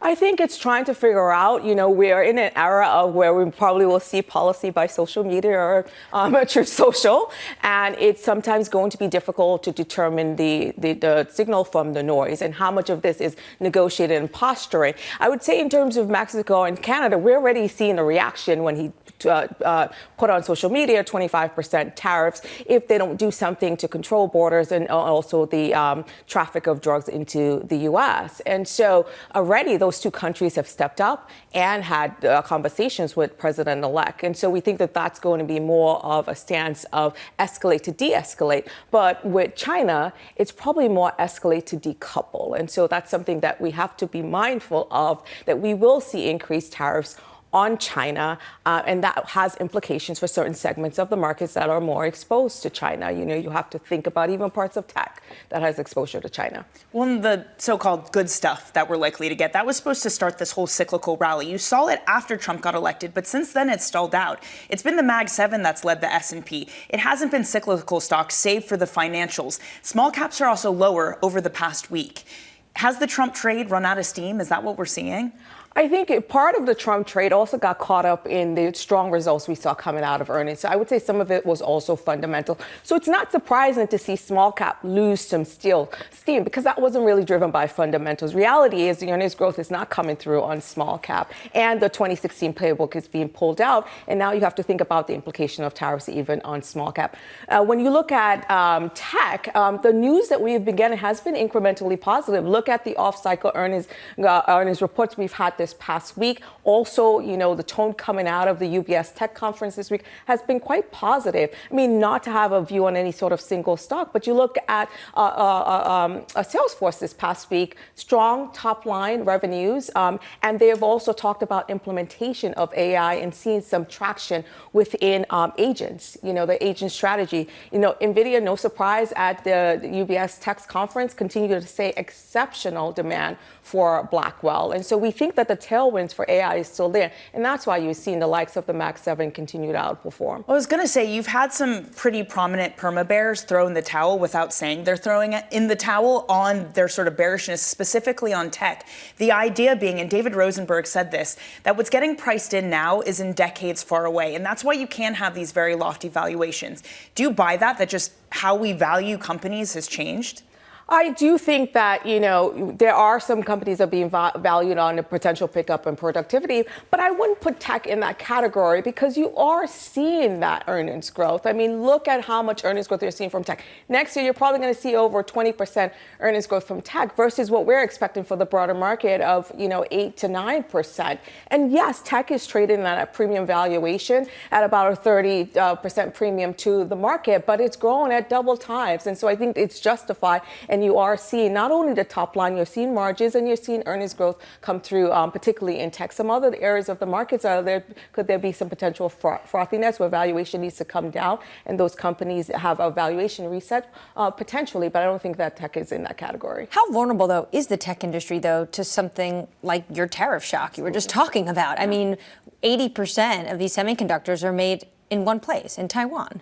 In Taiwan. So we have to watch the implications for Taiwan. We have heard President-elect Trump say that Taiwan needs to play for their sort of own security, and so we're watching that. But at the same time, the president-elect is definitely in favor of American advanced technology and making sure Americans stay at the forefront of that. And there is some reshoring happening. We've heard, in terms of plants being built into the U.S. to be able to eventually manufacture chips. But I don't think that you're going to see that happen overnight. So don't think that the president is going to do anything that's going to be destructive to American innovation, because at the end of the day, we have to be at the forefront of AI in the world. And so I don't think he's going to do anything to do that. Sounds like what you're talking about is potentially we could see some carve-outs. With your bear case of a tariff shock of 5,100, what happens if we get that coupled with a 15% corporate tax rate if you produce in the U.S.? Well, then it goes back to how do you define what's produced in the U.S. as well? But if you do get that tax cut, which I'm not sure how that's going to be funded, Anne-Marie, where we got to look for those pennies under the sofa to be able to fund this. And so, but let's pretend that you do get that. It does favor, as we were talking about earlier, the smaller companies in the U.S. because they tend to manufacture in the U.S. And so you could have some offsets with that. But I think that there is going to be a big headwind from tariffs that you're not going to necessarily see that this sort of uplift in the market. We do think that the tariffs will still continue to have that headwinds to the market. How many bears have you spoken with in the last 3 weeks? Are there any left? Well, you've been talking to me for a few years. So you've known that I have always been in the bullish camp. And so you've got a lot of company now. So I do have a lot of company now, and I think I'm in good company. But I wouldn't say we're necessarily overly bullish. I think we're balanced, and I don't think that there are very many bears left because of the fundamental pictures. But we have to be cautious of a potential risk as we turn into the calendar year. The president already is sending out social media posts even before he takes office, so we have to take that seriously. There will be increased volatility. I think that's what we need to be mindful of. Calvasina was on the programme from RBC, someone who I'm sure you know well, talking about the capacity to absorb bad news. Just how stretched are we, and how do you gauge that? What do you look at?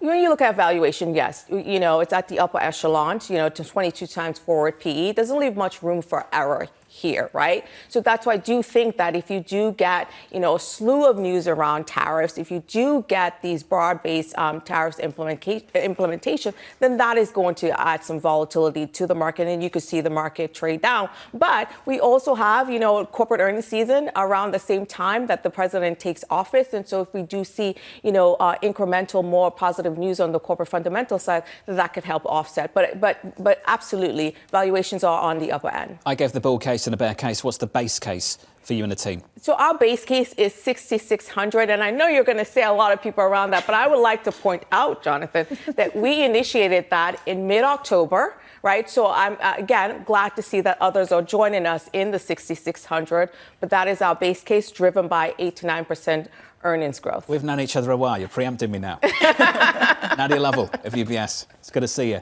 Thank you. Nadia mentioned some social media posts, so let's get one for you from the President-elect Donald Trump going into bat for his nomination for Defense Secretary and saying this: Pete Hegseth is doing very well. His support is strong and deep. He was a great student, Princeton, Harvard educated with a military state of mind. He will be a fantastic high-energy Secretary of Defense, one who leads with charisma and skill. Pete is a winner, and there is nothing that can be done to change that. Some pushback this morning. Pushback, and he's saying he's still backing Pete Hegseth to be his defense secretary. Hegseth is really struggling when it comes to these meetings with senators who doesn't look like, Jonathan, potentially he is going to have the votes. And the conversations I have been having with people that are close to this is that actually there was a conversation with Governor DeSantis and President-elect Trump.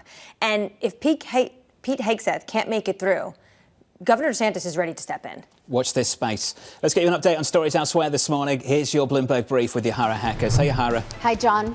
Authorities continue to search for the suspect in the shooting of Brian Thompson, the United Healthcare CEO killed in New York earlier this week.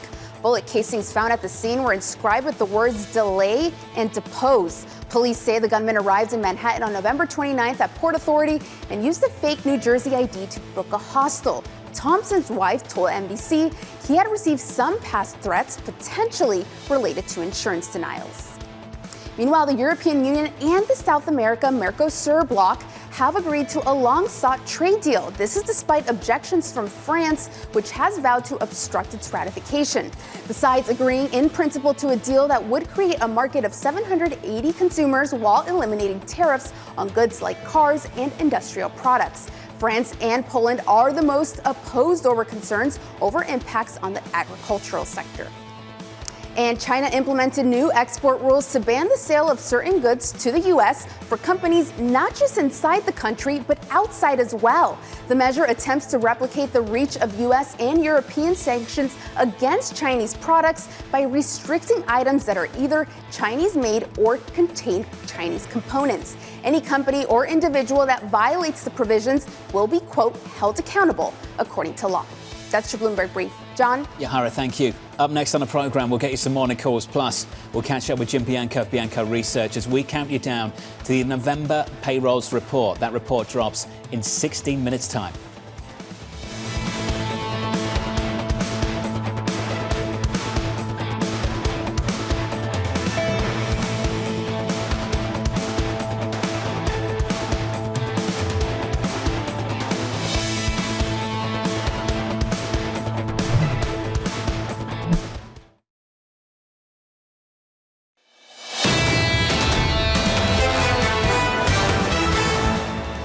Everybody's at 6,600. Got there eventually. So these are the price targets. Most people are actually at 65, the ones I'm looking at. Morgan Stanley, Goldman Sachs, they're at 65. JPMorgan, 6,500. RBC, 6,600. Nadia Lovell, 6,600. Barclays, 6,600. Bank of America, 6,666. BMO, 6,700. Deutsche Bank, 7K. Wells Fargo, 7,007. Upside is the takeaway here for 2025. Apparently, equity futures right now on the S&P 500 negative by 0.1%. The opening bell an hour and about 13 minutes away. 13 minutes away, we get a jobs report in America. More on that in just a moment. Let's get you some morning calls. First up, Bank of America, double upgrading Dollar General to buy, noting improved inventory positioning and positive customer experiences. That stock is up by more than 2%. Your second call from Jefferies, downgrading Deere to hold, citing potential negative impacts from tariffs in 25. That stock is down by 0.9%. And finally, Citi raising its price target on Lulu to 380, pointing to strong international sales and gross margin. That stock is flying this morning. It's higher by close to 9%. November payrolls just moments away. Economists expecting 220K.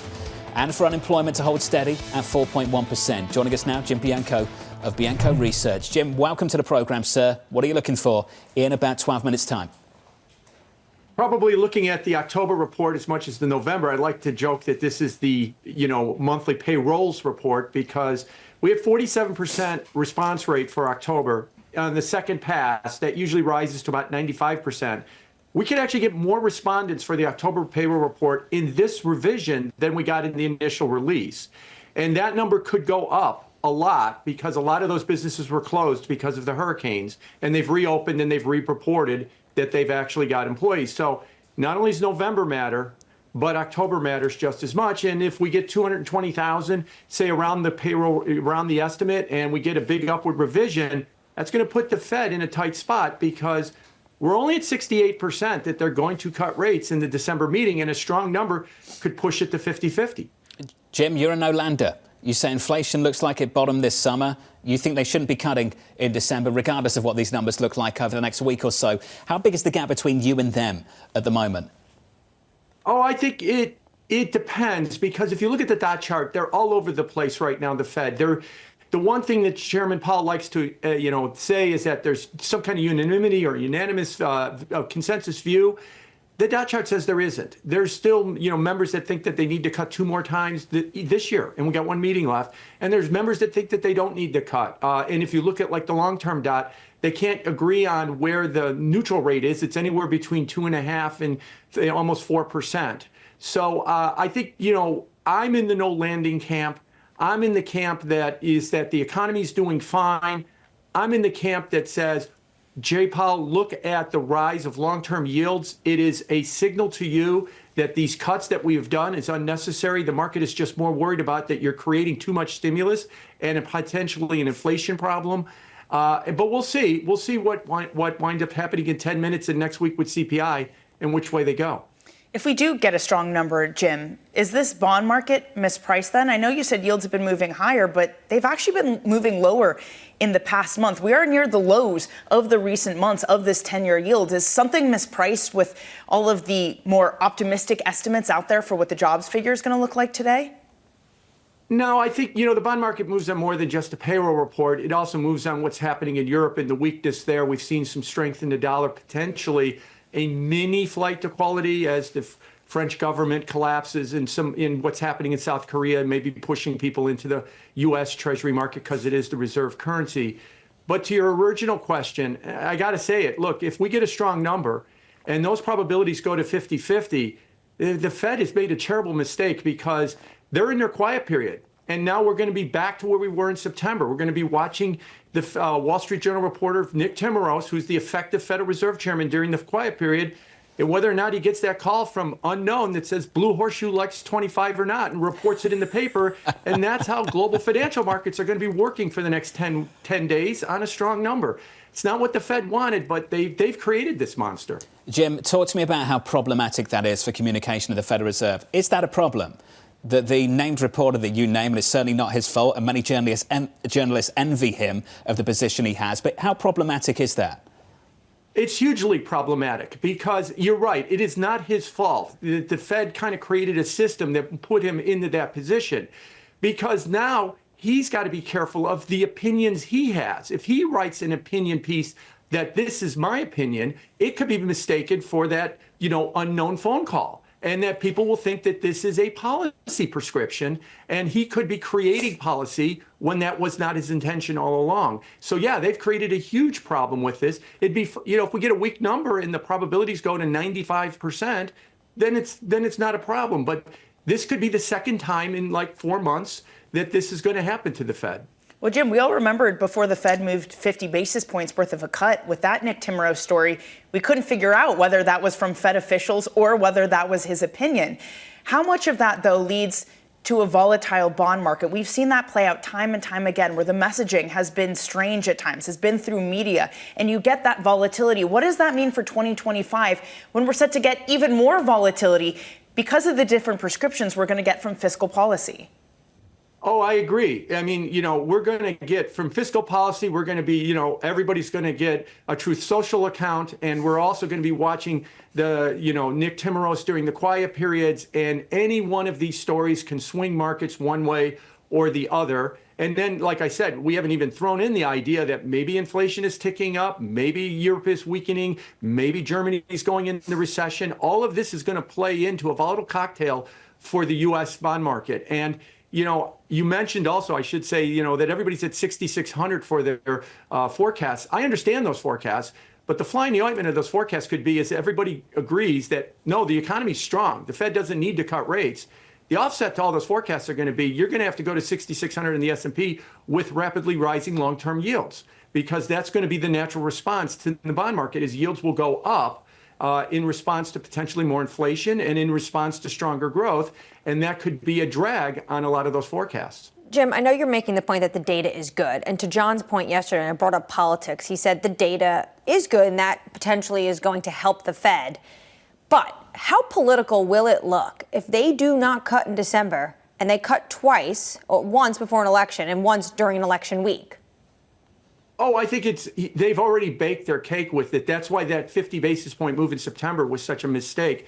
Because even if they cut in December and refrain in January, and you're right, the data could look good and it could be a perfectly logical reason.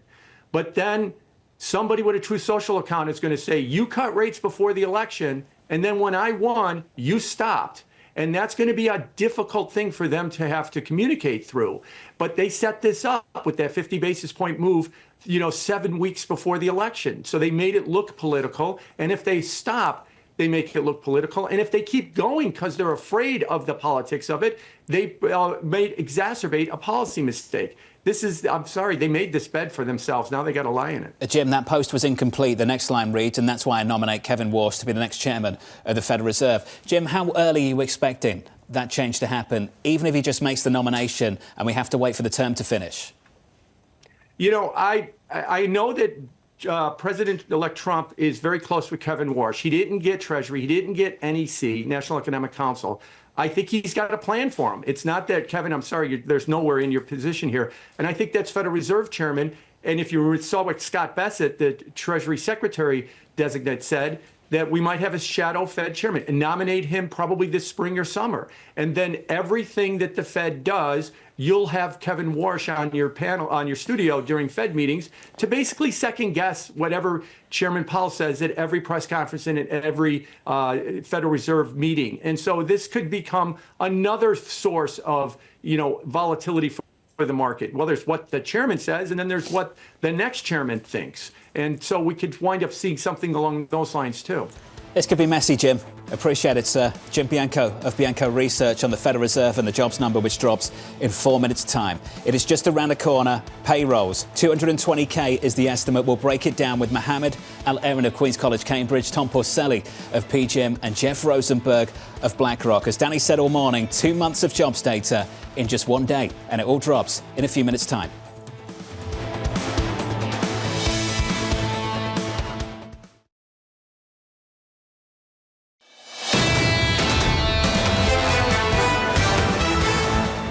December 6th, the last jobs report of 2024 is seconds away. The scores going into it look like this. Equity futures, negative by 1/10%. The NASDAQ, almost totally unchanged. The Russell, positive. Small caps, up by 0.2%. Here's a flavor, a snapshot of the yield curve in America. 2-year, 10-year, 30-year, almost totally unchanged across the curve here. The 2-year yield higher by almost a basis point or two. With your jobs number, here's Mike McKee. Good morning, Mike. Good morning. Well, we come in sort of in the neighborhood of what the markets were expecting, 227,000. That is a little bit stronger than the 220 that we saw the prior month that we had for a forecast consensus. Prior month of 12,000. I'm looking right now, and I want to get those numbers for you because we've been revised up in September by 32,000. In October, only by 24,000 to 36,000. So very, very small revisions, which suggests either we're going to get something more. There's been some concern that the strikes maybe not have washed out of the data yet. Or we saw a lot of job creation and not much of a rebound from the hurricanes. The unemployment rate, 4.2%. That's up from 4.1%. Got to check and see that on a 3-digit rounded rate. The change in manufacturing payrolls, fairly strong, 22,000. That compares with a negative 46,000 the month before, unrevised. Average hourly earnings up 0.4 on the month. A bit of a surprise there, but there was some thought that maybe it's been pushed up by a lack of low-income jobs. And hourly earnings on a year-over-year basis, 4%. Average weekly hours, 34.3, unchanged. And the labor force participation rate drops to 62.5% from 62.6, which does suggest that maybe we saw a larger labor force during the month. So we'll check into that and get back to you in just a moment. I'm sure you're getting some market reaction out of this one. Yeah, we've got a little bit, Mike, so let's work through it together. So equity futures with a little bit of a pop. Equity futures near session highs on the S&P 500 up by close to 0.1%. Not a big move. If you turn a page and get to the bond market story, this is what it looks like. Yields are lower at the front end of the curve. They were just a little bit higher. We're down by 4 basis points now to 4.1%. Further out along the curve, we're down 2 basis points, the 10-year 4.1510. As you look at that picture, you can get a decent guess of where the dollar is trading, just a bit softer against the euro.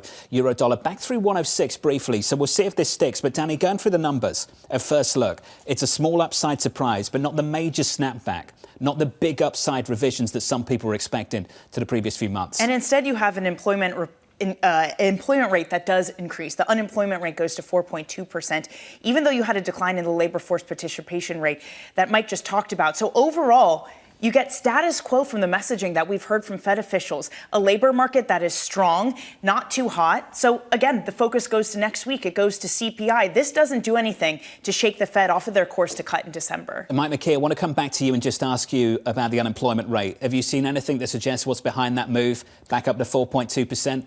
Yes, what we're seeing here is the labor force rose by 174,000. It's fairly substantial, but we saw a decline of 355,000 in the number of employed in the household survey. That's a huge decline, and it's kind of inexplicable other than to say these numbers are a kind of volatile on a month-over-month basis in the household survey. So it doesn't quite square with what we're seeing on the establishment side, and I know a lot of people are going to be wondering which one is giving us a better picture of the labor market. Mike, as you look through some of these revisions, what color do we get around the messy report of October? Does this change our understanding of it at all? Something that was punctuated by strikes and weather effects? Well, everybody's got to dig into this a lot more, Danny, but I think the immediate takeaway is that the narrative that we saw big strike and hurricane-related drop-off in October, maybe not as correct as we anticipated, and it might have been just a outlier month where a lot of people did not get jobs for one reason or another, whereas the November numbers don't show a big snapback, so it does show some extra strength in the labor market this month. It could also relate to the timing of when companies added temporary workers for the holidays, but that is not clear at the moment. Mike McKee. Thank you, sir. Equity futures positive by about 0.1%. Mike, stay close. I want to cross over to Tom Porcelli of PGIM. Tom joins us now for more. Tom, your first reaction to this one, what jumps out to you? Yeah, so good to be with you all. Look, I think at the end of the day, this report is pretty consistent with what our view has been, which is to say, the labor backdrop has slowed down quite a bit. I think there are some cracks in the labor backdrop, but the floor is not falling out from beneath us here. I mean, we like to look at something called cyclical hiring, and so basically you just take private jobs, you strip out healthcare. We gained 121,000 jobs this month. I mean, even if we exclude the prior month, which was impacted by all the things that we know at this point, Boeing and the hurricane, you're averaging about 100,000 jobs from a cyclical hiring perspective. So again, our view has been that continued economic expansion will roll into the coming year. But you're going to do it with a labor backdrop that has slowed down, and I think will remain soft. Tom, just to be clear, does this change anything when it comes to December cuts? The rhetoric we've heard from Fed officials. No, Danny, I think you're quite right to ask this question. No, I don't think it changes anything. I think at the end of the day, I think that this is a kind of number that will support the Fed cutting rates in December. I think that, looking for, 2 or 3 more cuts in the coming year, I think is completely reasonable.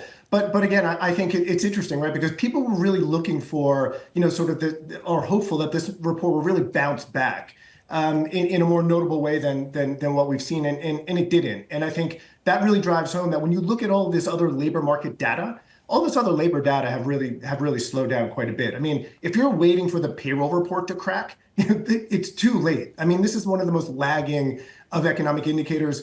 And as I think we all appreciate now, it's revised relentlessly. So I think when we look at some of the leading metrics, it does seem like things are slowing down. Does that mean that the bigger risk for volatility in this market, for volatility of policy, is next week, CPI, PPI, import prices?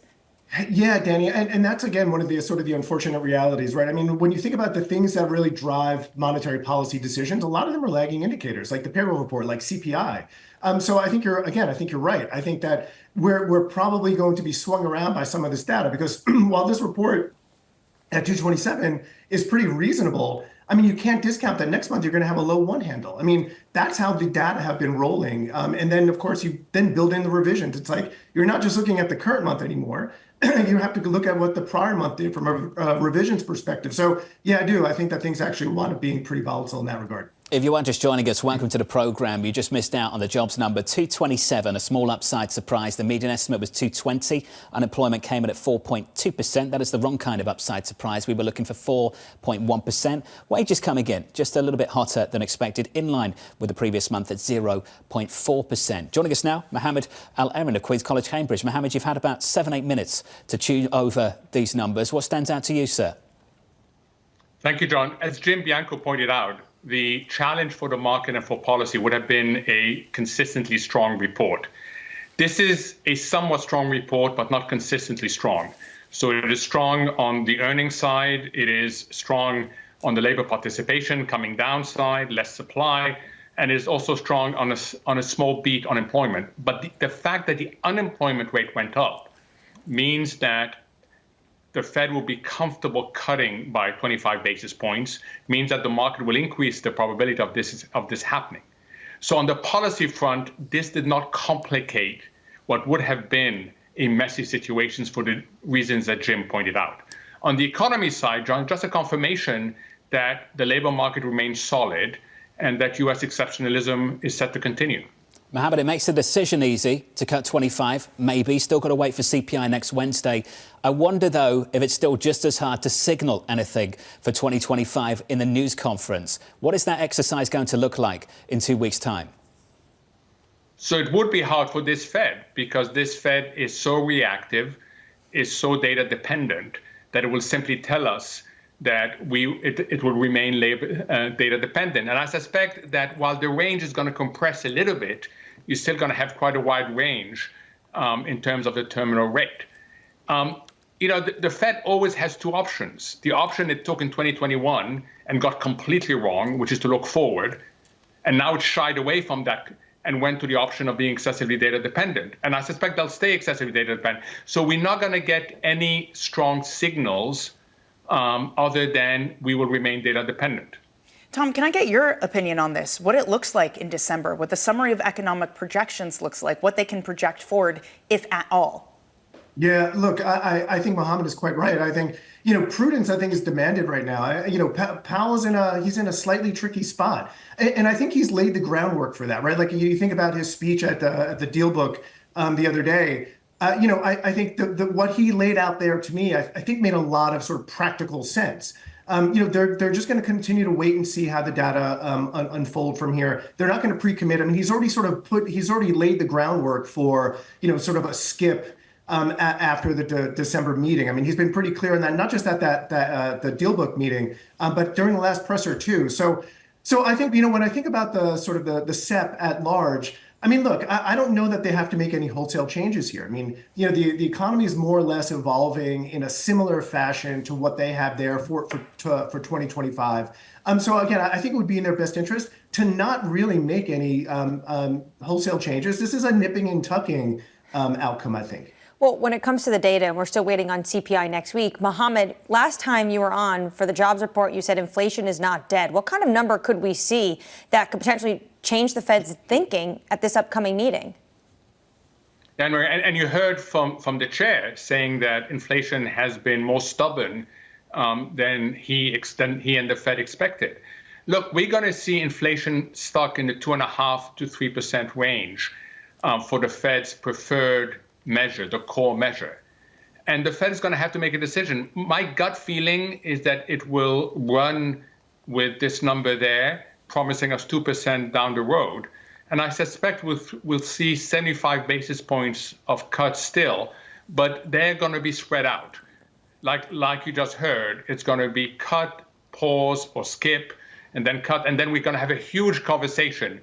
Was this a hawkish skip? Was it a dovish skip? So we're gonna go to the third differential now, because we lack proper policy guidance. Mohamed, you went there. So what kind of skip or cut are you expecting? A dovish cut, a hawkish cut? What are you looking for?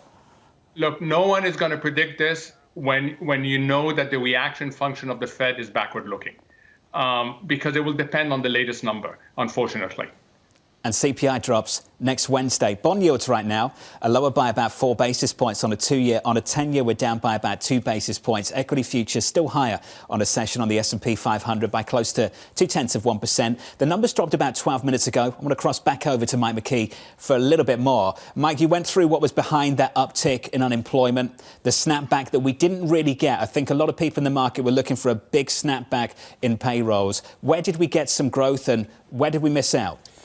Well, what's really interesting is we saw a decline in retail sales hiring, minus 28,000 in the month of November when people are usually staffing up, which leads you to believe that there may be some seasonal effects to this. The seasonal adjustment factors may be holding down the number of jobs created a little bit. Trade and transportation jobs also down 23,000, and that's usually when we're seeing the additional UPS and FedEx drivers and that sort of thing. So a little bit of a surprise there. We did see manufacturing rebound with 34,000 jobs, so good news there. Construction only 10,000, and we're looking at the government hiring is one of the highest at 33,000, but almost all that was state and local. Federal government lost 2,000 jobs, and our old friend leisure and hospitality did rebound.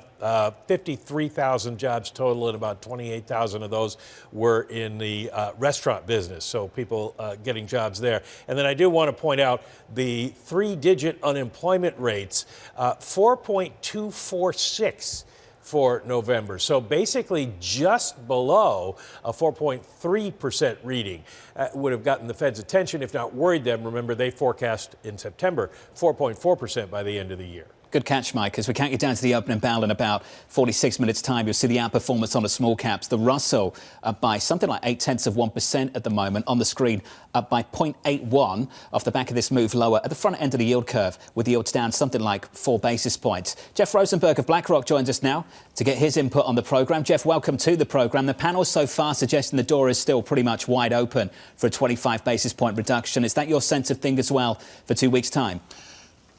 Yeah, I think that's the read. This is clearly just reiterating a gradual slowing in the labor markets. As Mike just pointed out, to all 3 digits, that unemployment rate kind of helps the Fed come in December to cut. The market was already pricing 70% of an outlook for that. And I think the bond market reaction, the initial reaction, is just kind of increasing that on the kind of gradual labor market slowdown.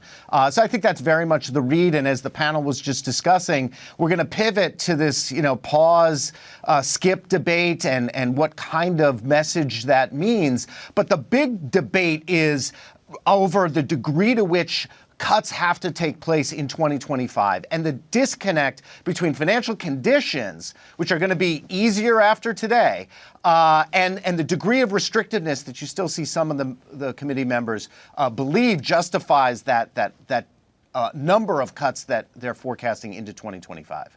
Jeff, are you arguing then that you need to have a Fed who starts paying attention more to these financial conditions? That conversation has kind of gone by the wayside. Are they going to have to rethink cuts because of what this market is doing? It's gone by the wayside, but then there was a little bit of acknowledgement of it in Powell kind of acknowledging, yeah, we cut 50 and then the data revised. The whole issue is really about the strength of the economy. And as Mohamed rightly points out, this is a very, very data dependent and reactive Fed. And the data that's key here on how restrictive policy is really economic growth. And you don't see economic growth well below potential. You see economic growth above potential. And that's telling you that monetary policy is not as restrictive as they think it is. Now, there's a little bit of a disconnect between whether you're looking at the growth measures or whether you're looking at the labor market. Take out about 100,000 from today's payroll print. That's hurricane and strike payback.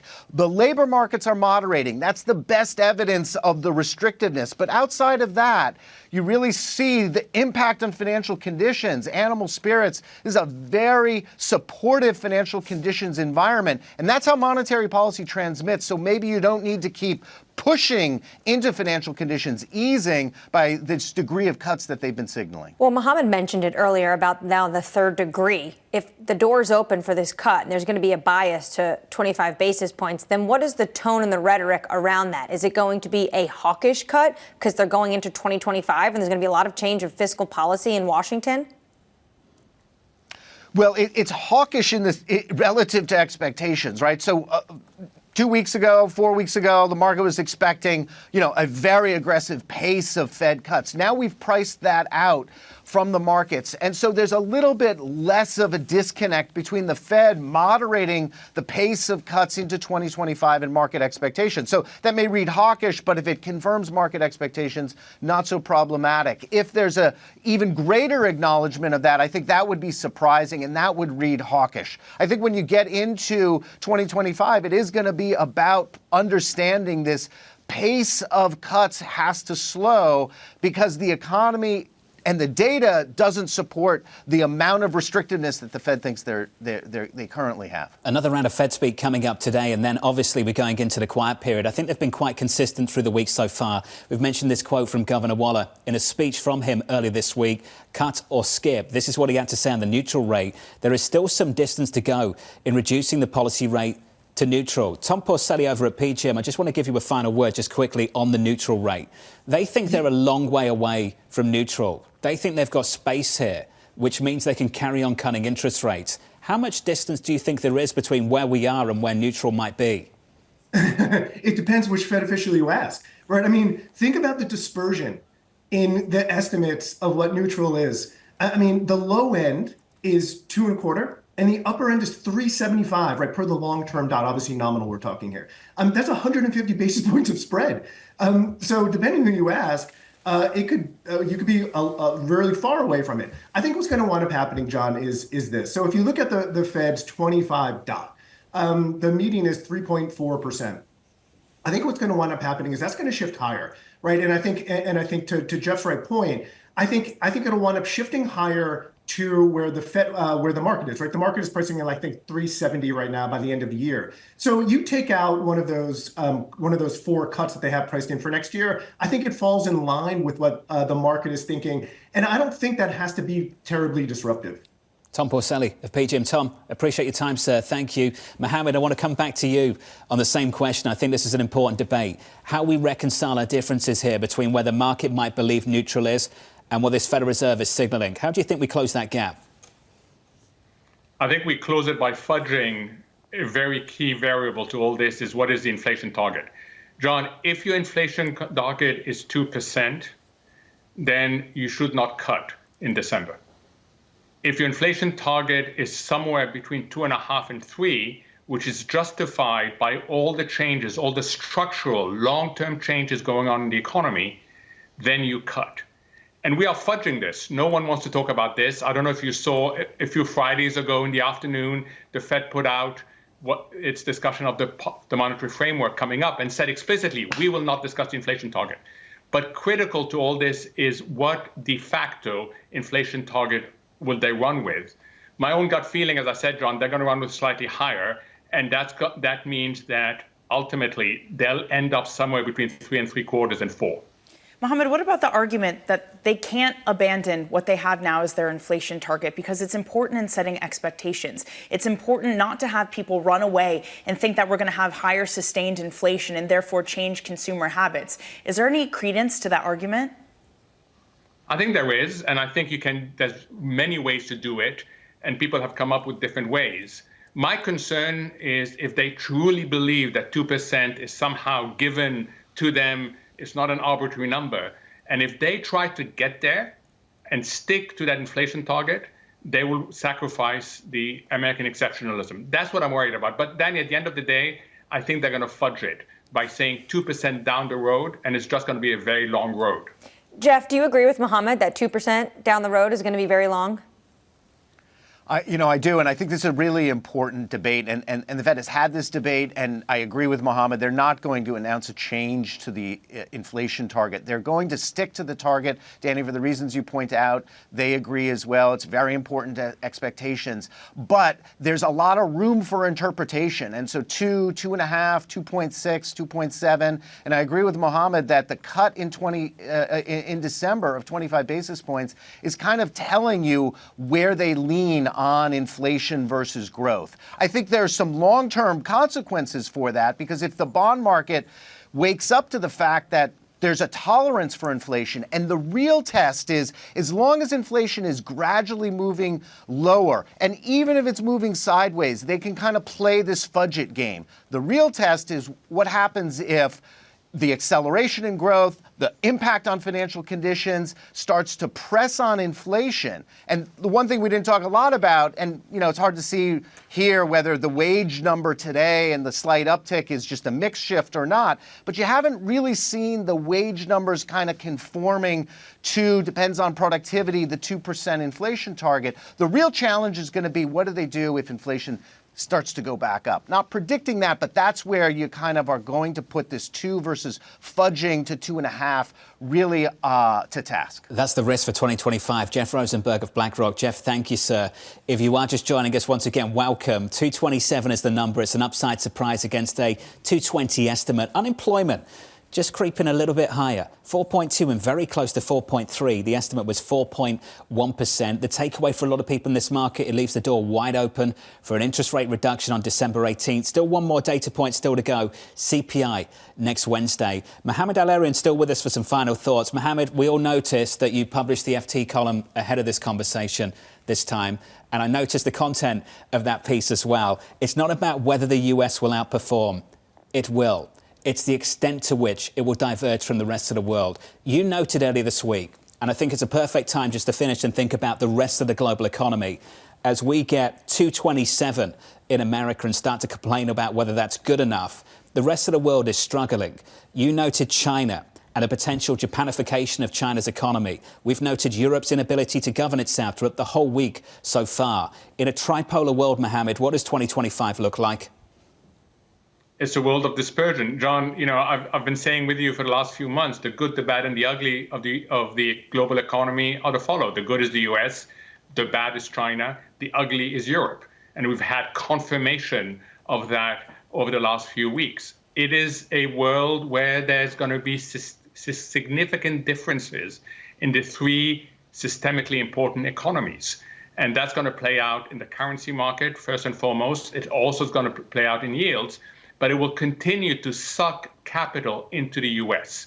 And that's the good news for U.S. markets, that if you think of TINA, there is no alternative. There is right now no alternative to American exceptionalism in relative terms. Mohamed, just to hang on the point of Europe, Robin Brooks of Brookings wrote a column yesterday basically saying Europe desperately needs a weaker euro. And now should be the moment where the ECB decouples from the Fed, where they cut and they cut aggressively because they need some sort of stimulus that's not coming through governments in Europe. Would you agree with that? A weaker euro would be like pushing on a string. What Europe needs is fundamental structural reforms. The Draghi report sets out the fundamental problem they have with productivity, with competitiveness. A weaker euro stimulus doesn't address those structural issues. So, Danny, I think it's much deeper than that. And I think that Europe has to understand that unless it takes serious steps, it will fall further behind. Unfortunately, the minute you say further step, you need political leadership. And we know what the situation is like in France. We know what it's like in Germany. And there is no European policy without France and Germany leading right now. There is very little leadership, that's for sure. Mohamed, we're lucky to get some time with you. Appreciate it. Mohamed El-Erian there of Queen's College, Cambridge on this Payrolls Friday. Looking ahead to next week already. The ECB's just around the corner, December 12th. Let's get to the week ahead. It looks like this. Before we get to the weekend, we're going into the quiet period for the Federal Reserve, so look out for some comments from Bowman, Goolsby and Hamak as well. And then as we get further into next week, On Tuesday, OPEC holding its year-end conference. Wednesday, we get some CPI data. Thursday, PPI and another round of jobless claims. And then that ECB interest rate decision. The guest lineup on Monday looks like this. Neela Richardson of ADP, Chris Harvey of Wells Fargo, Peter Oppenheimer of Goldman, and the IIF president, Tim Adams from New York City this morning. Good morning to you all. Have a wonderful weekend. Thank you for choosing Bloomberg TV. This was Bloomberg Surveillance.